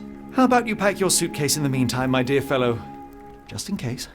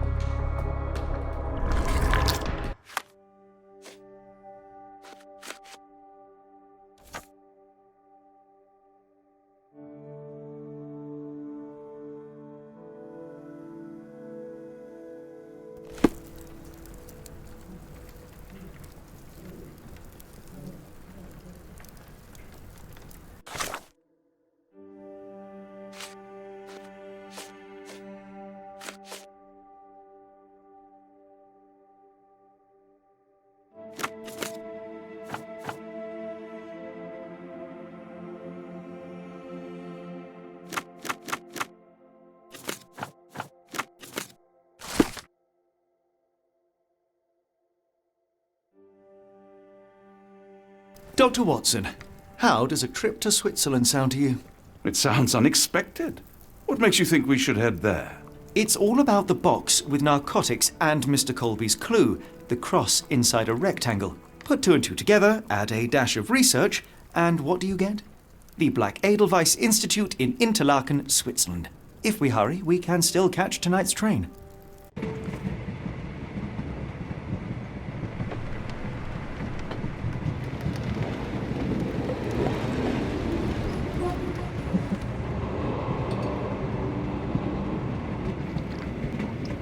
As grateful as I have been for your company, Dr. Watson, I'm afraid you shall have to investigate Edelweiss alone.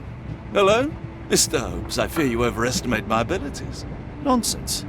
You are a military man, a bastion of British courage. I'm no such thing. As a doctor, I avoided most combat, save for one dreadful day. My troop was ambushed in a village with innocents caught in the crossfire. Too many to help. The man with the rosary. He was one of them? A translator, yes. We were trapped.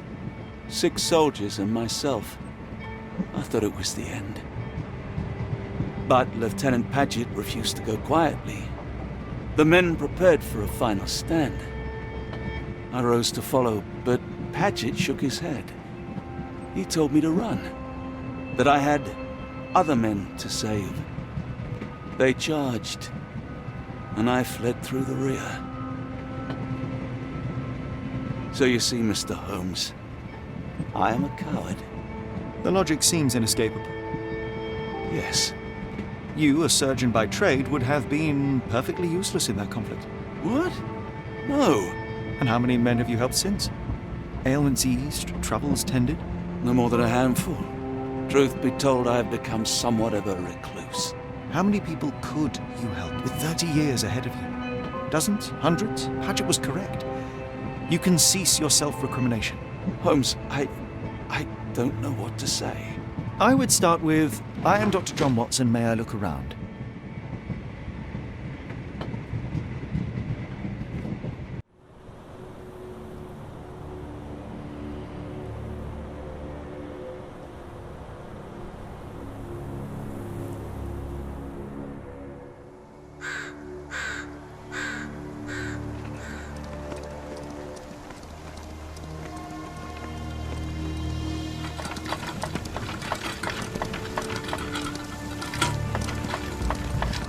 The Edelweiss staff will doubtless be eager to show off their facility to a fellow physician. I have already taken the liberty of sending a letter on your behalf to request a visit. And what of you? I shall be pursuing other avenues. Should you see anything troublesome or improper, simply notify the local authorities. Otherwise, try a little analysis yourself. You know my methods. Apply them.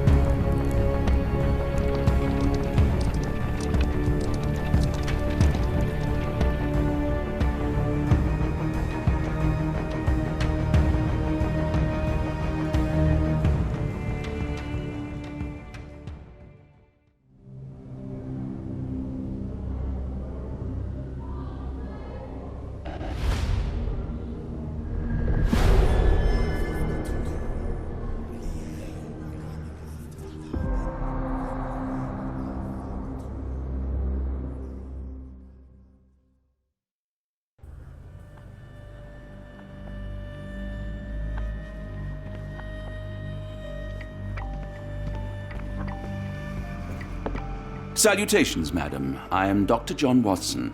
I was wondering if you've got word of my visit. Yeah, Dr. Watson. We received your letter on the matter. Would it be to see Professor Gygax? At their earliest convenience, yes.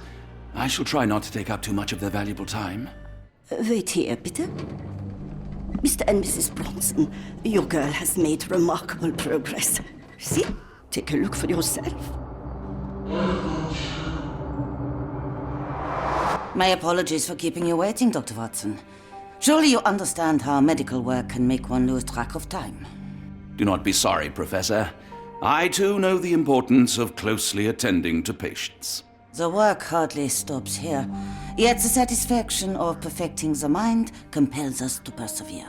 I take it you welcome many a soul into your establishment? Admissions, yes. Visitors, though? I am curious as to what brought you to the Schwarzes Edelweiss. Word of mouth. An article I read back in London spoke highly of your institution. But rather than taking its word for it, I thought I would see things for myself. My asylum's reputation precedes it, then. Everyone, your attention, please. Guten Day. Yes, hi. Hello. The name's Amos Colby, Northwood Detective Agency, Boston. I got questions that need answers. Who's in charge here? What seems to be the matter, Dr. Watson? You can tell me. By Jove, it cannot be him.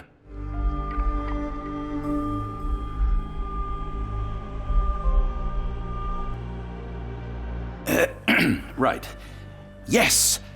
I was surprised because that man is a celebrity. Yes, that's it.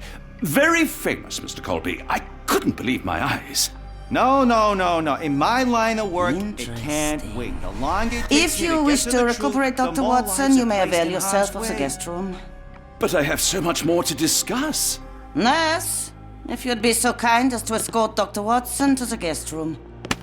Herr Colby, from Northwood Agency. How unexpected. I am Professor Gygax. I would be happy to answer your questions in the examination room. Look, Professor, unless you got any clues as to the whereabouts of...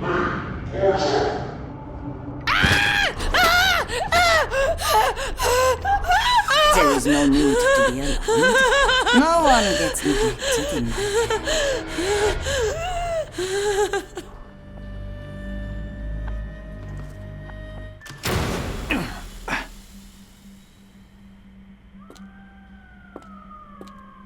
Now, let's not resort to brute force. Do not worry, Herr Colby. My methods are rather more delicate.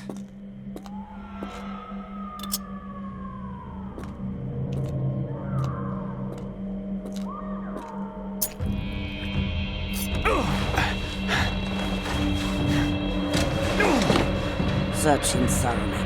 Then take him to the holding chamber. I need to decide precisely what to do with our guest.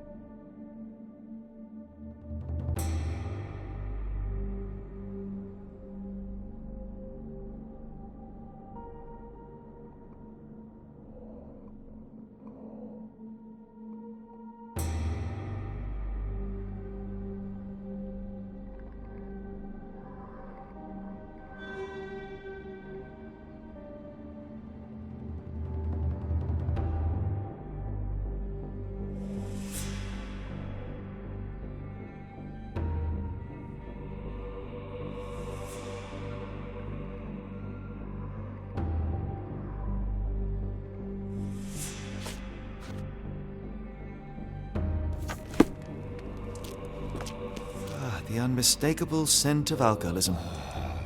Did you walk through their doors as I did, or did they collect you off the streets?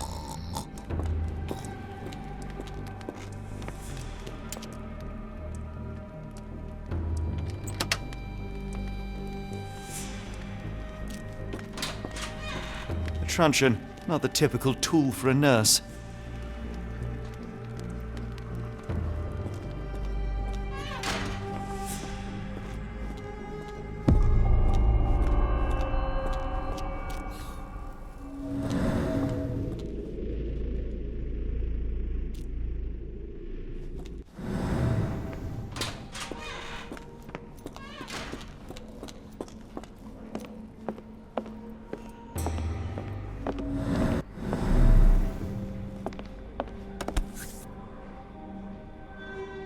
This sedative worked faster than I expected.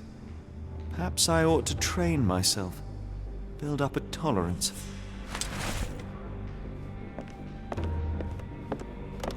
I'd rather not sit in this chair ever again.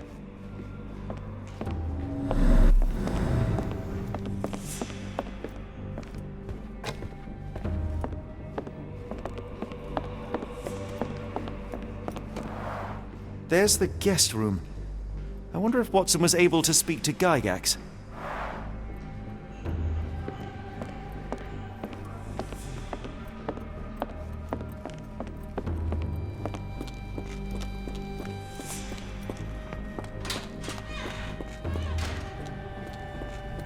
You there!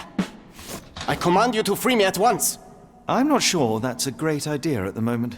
How dare you deny me? I must have my revenge against the lickspittles upstairs! Fortunately for you, I'm here to stop the very same people. You are? Indeed. But first, I must discover all I can about this institution. Tell me, have you witnessed the arrival of any foreign patients? Tell me? The gall! The impertinence to bark such orders! Please, we don't have time for this. Do you know with whom you speak? I am the great Napoleon!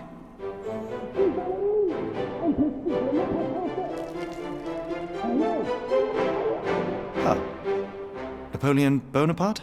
The one and only. Emperor of the French, First Consul of the Republic, leader of La Grande Armée. Once I am free and have exacted my revenge against the guards who ridicule me, I shall rest happy in the arms of my beloved Josephine. Right. Well, I will leave you to your scheming, Emperor.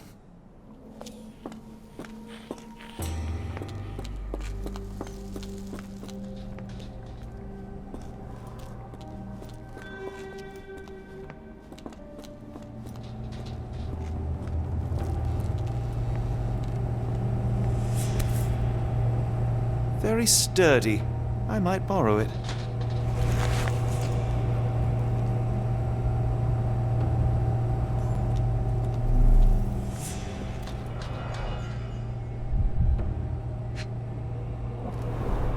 The final product, ready to cure madness, or to push one deeper into its grasp.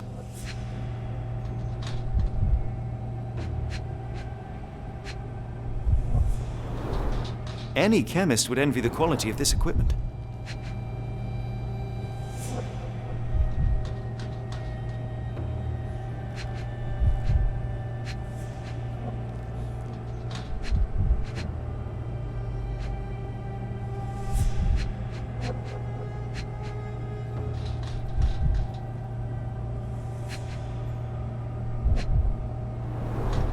Raw materials used to formulate medicine.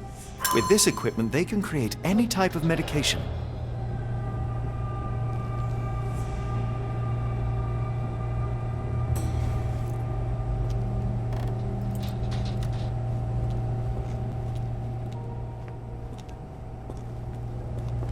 What was that? Is someone there? I'm sure I heard something.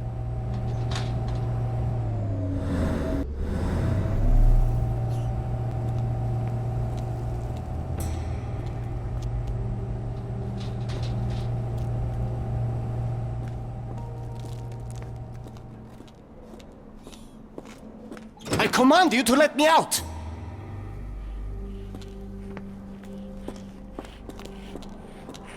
My heart is pierced by Cupid. I disdain all glittering gold. There is nothing can console me but my jolly sailor bold.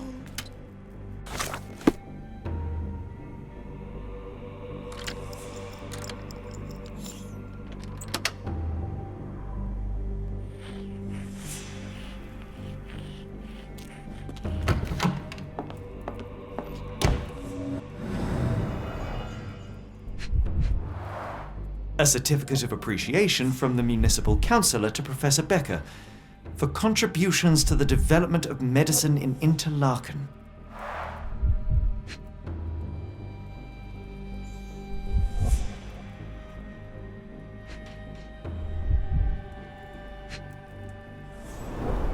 A simple toolbox, yet capable of repairing anything.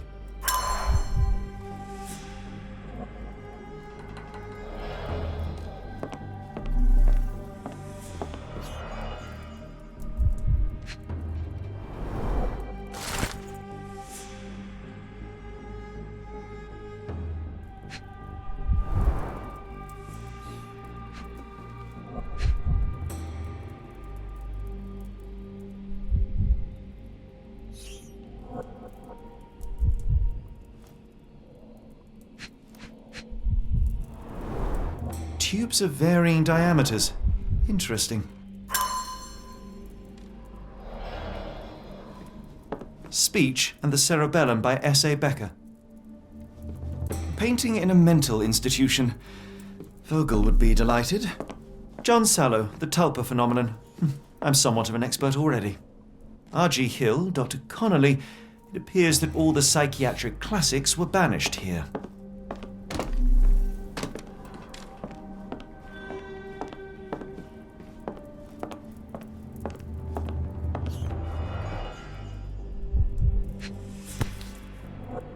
This photo was damaged, seemingly by oil.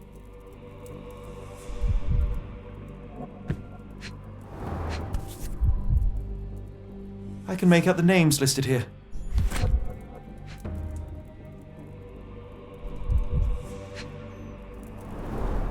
Cooking grease. Is this the kitchen dumbwaiter? Looks like it's still operational.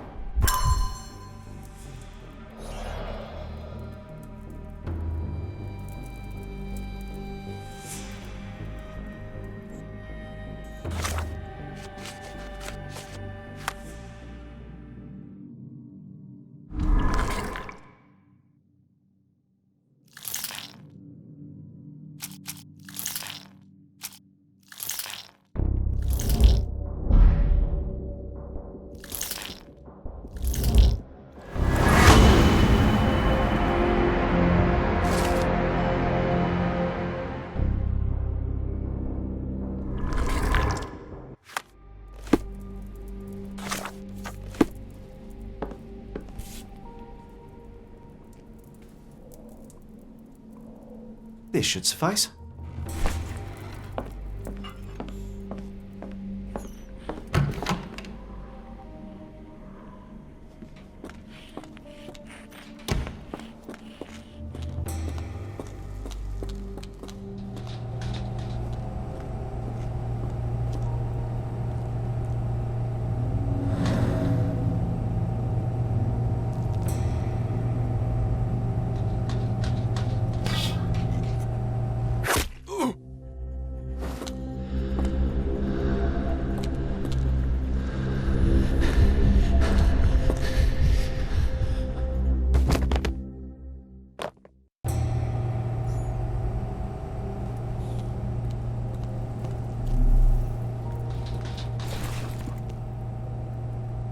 This should be enough to avoid unwanted attention, at least from a distance.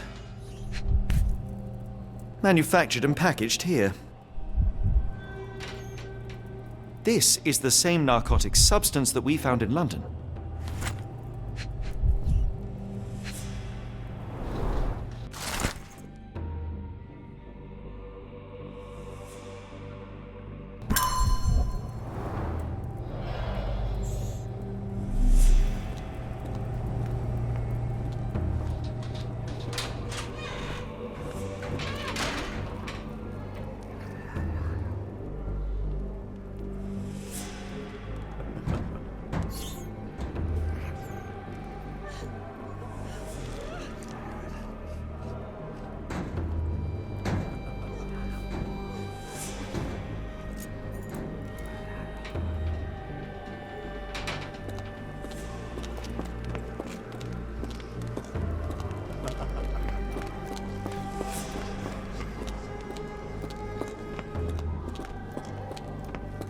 Go away, or I will tear your lips from your skull with my fingernails!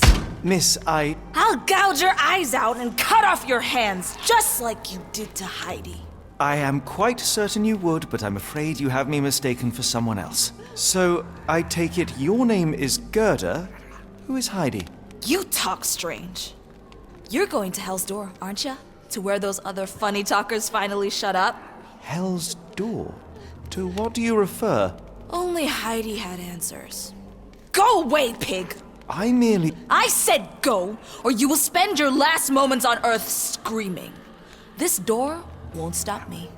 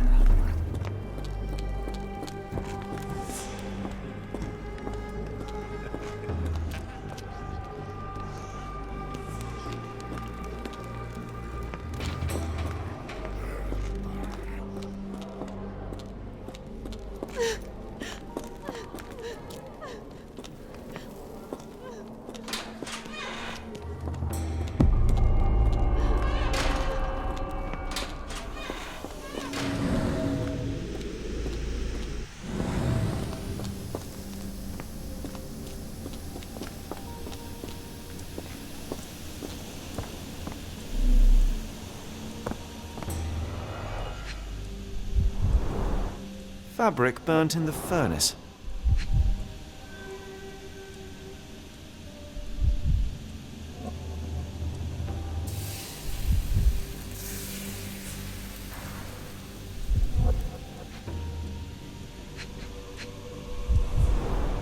A jalabia, a traditional garment from northern Africa.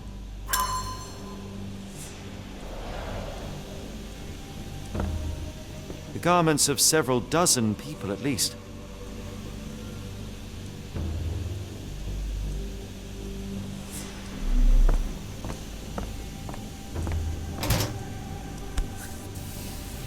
So you're Heidi. I didn't realize I was on Haunted Doll Watch. Good Lord, how unsettling. The damage seems intentional.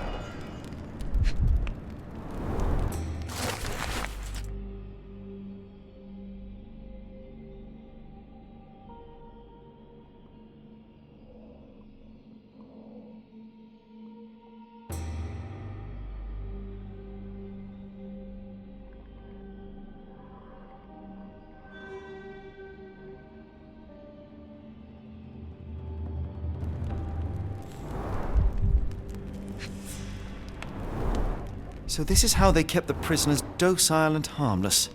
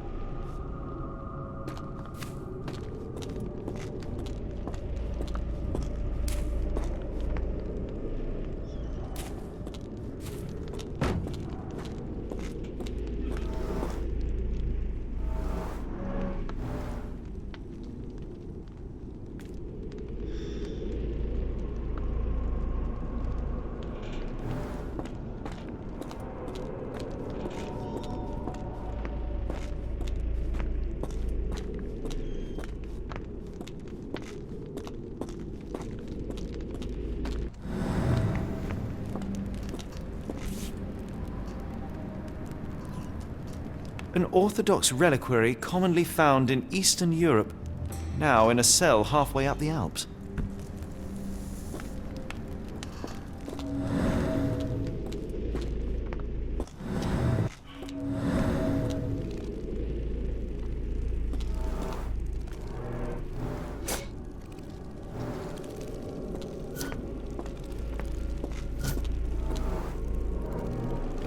This stretcher was disinfected frequently.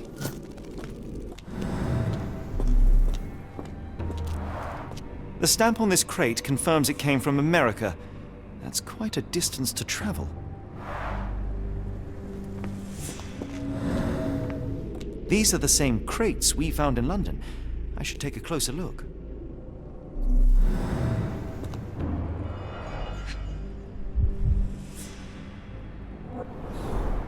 A bottle this sturdy doesn't break by accident. Substantial blood loss. One poor soul found another way out.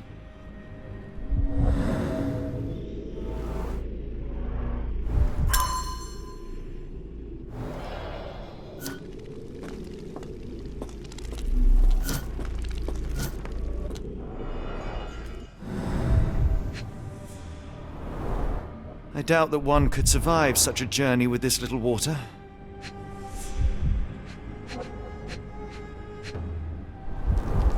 Dirt and sweat. They were locked in here for days, judging by the smell.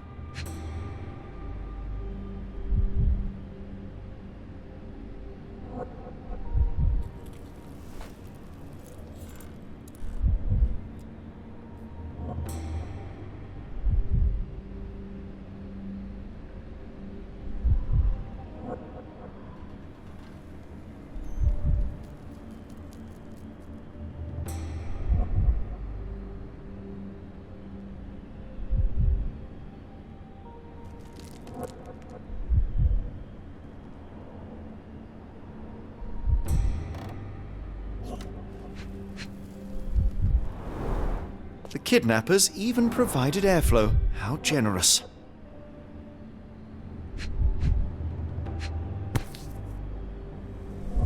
This is the same design as the one from London. This trip was prolonged and perilous.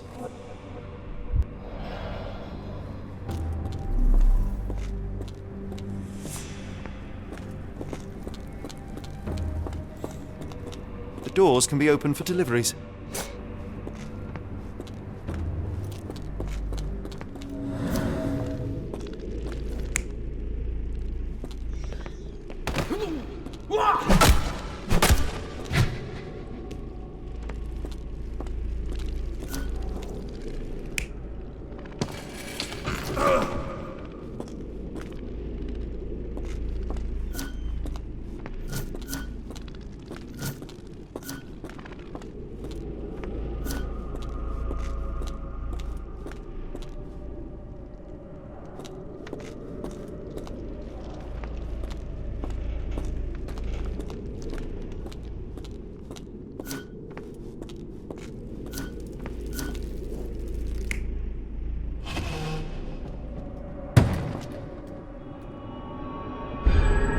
carriages were back through these doors, and they began to unload their cargo in secret. Next, the crates were opened, freeing their passengers. Not everyone survived the journey. The dirty, exhausted, and dehydrated prisoners were then herded into cells. But all the cells are now empty, and I have not located a morgue. Time to find Hell's Door.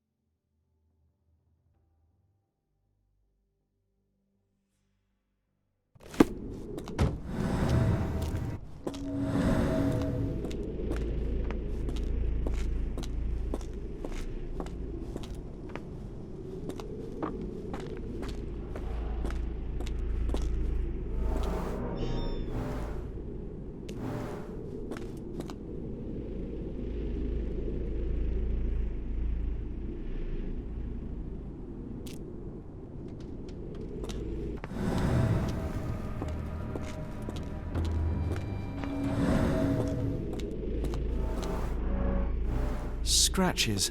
Something has been moved through here.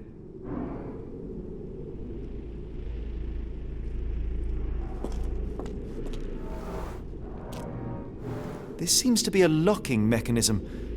The whole thing must be a door.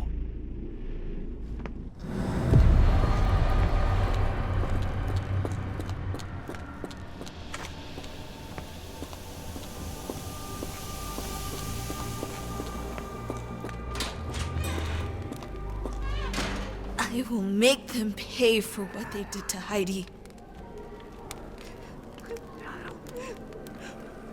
I found Hell's Door, the one that made the foreigners silent. Remember? How do I open it?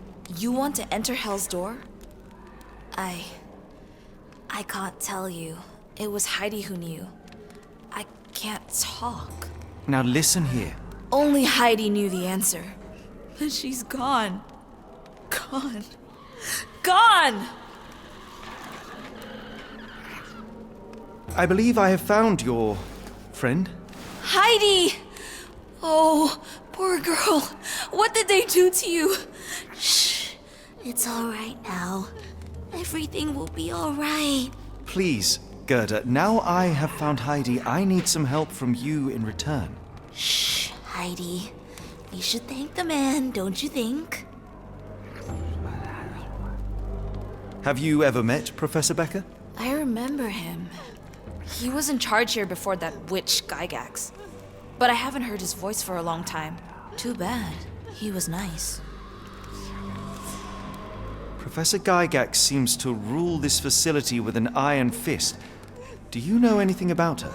She's sick. She did nasty things to us. Separated me and Heidi just for fun. Before she got here, this place was all right. How did you end up in Block B? The nurses say I'm prone to violent outbursts, but they're wrong. I just do what Heidi tells me.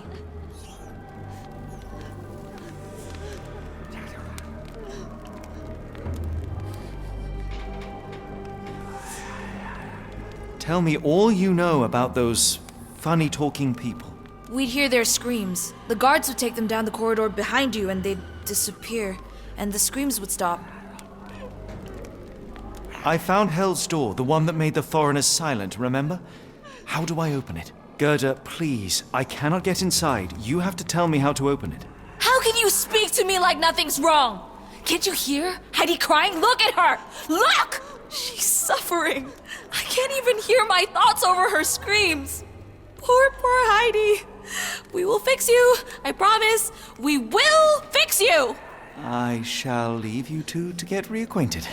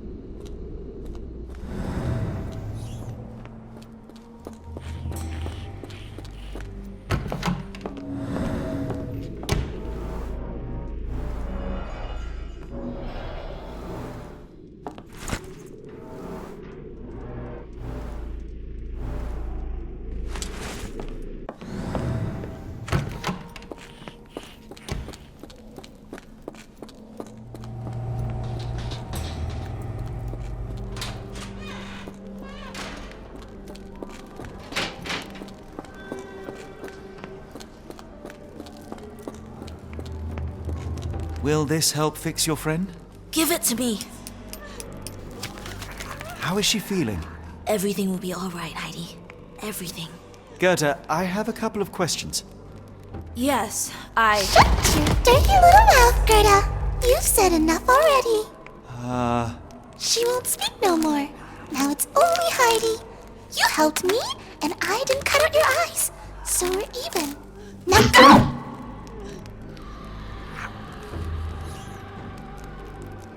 Heidi, there are things I need some clarity on. Ask if you dare, but if I get bored, there will be consequences.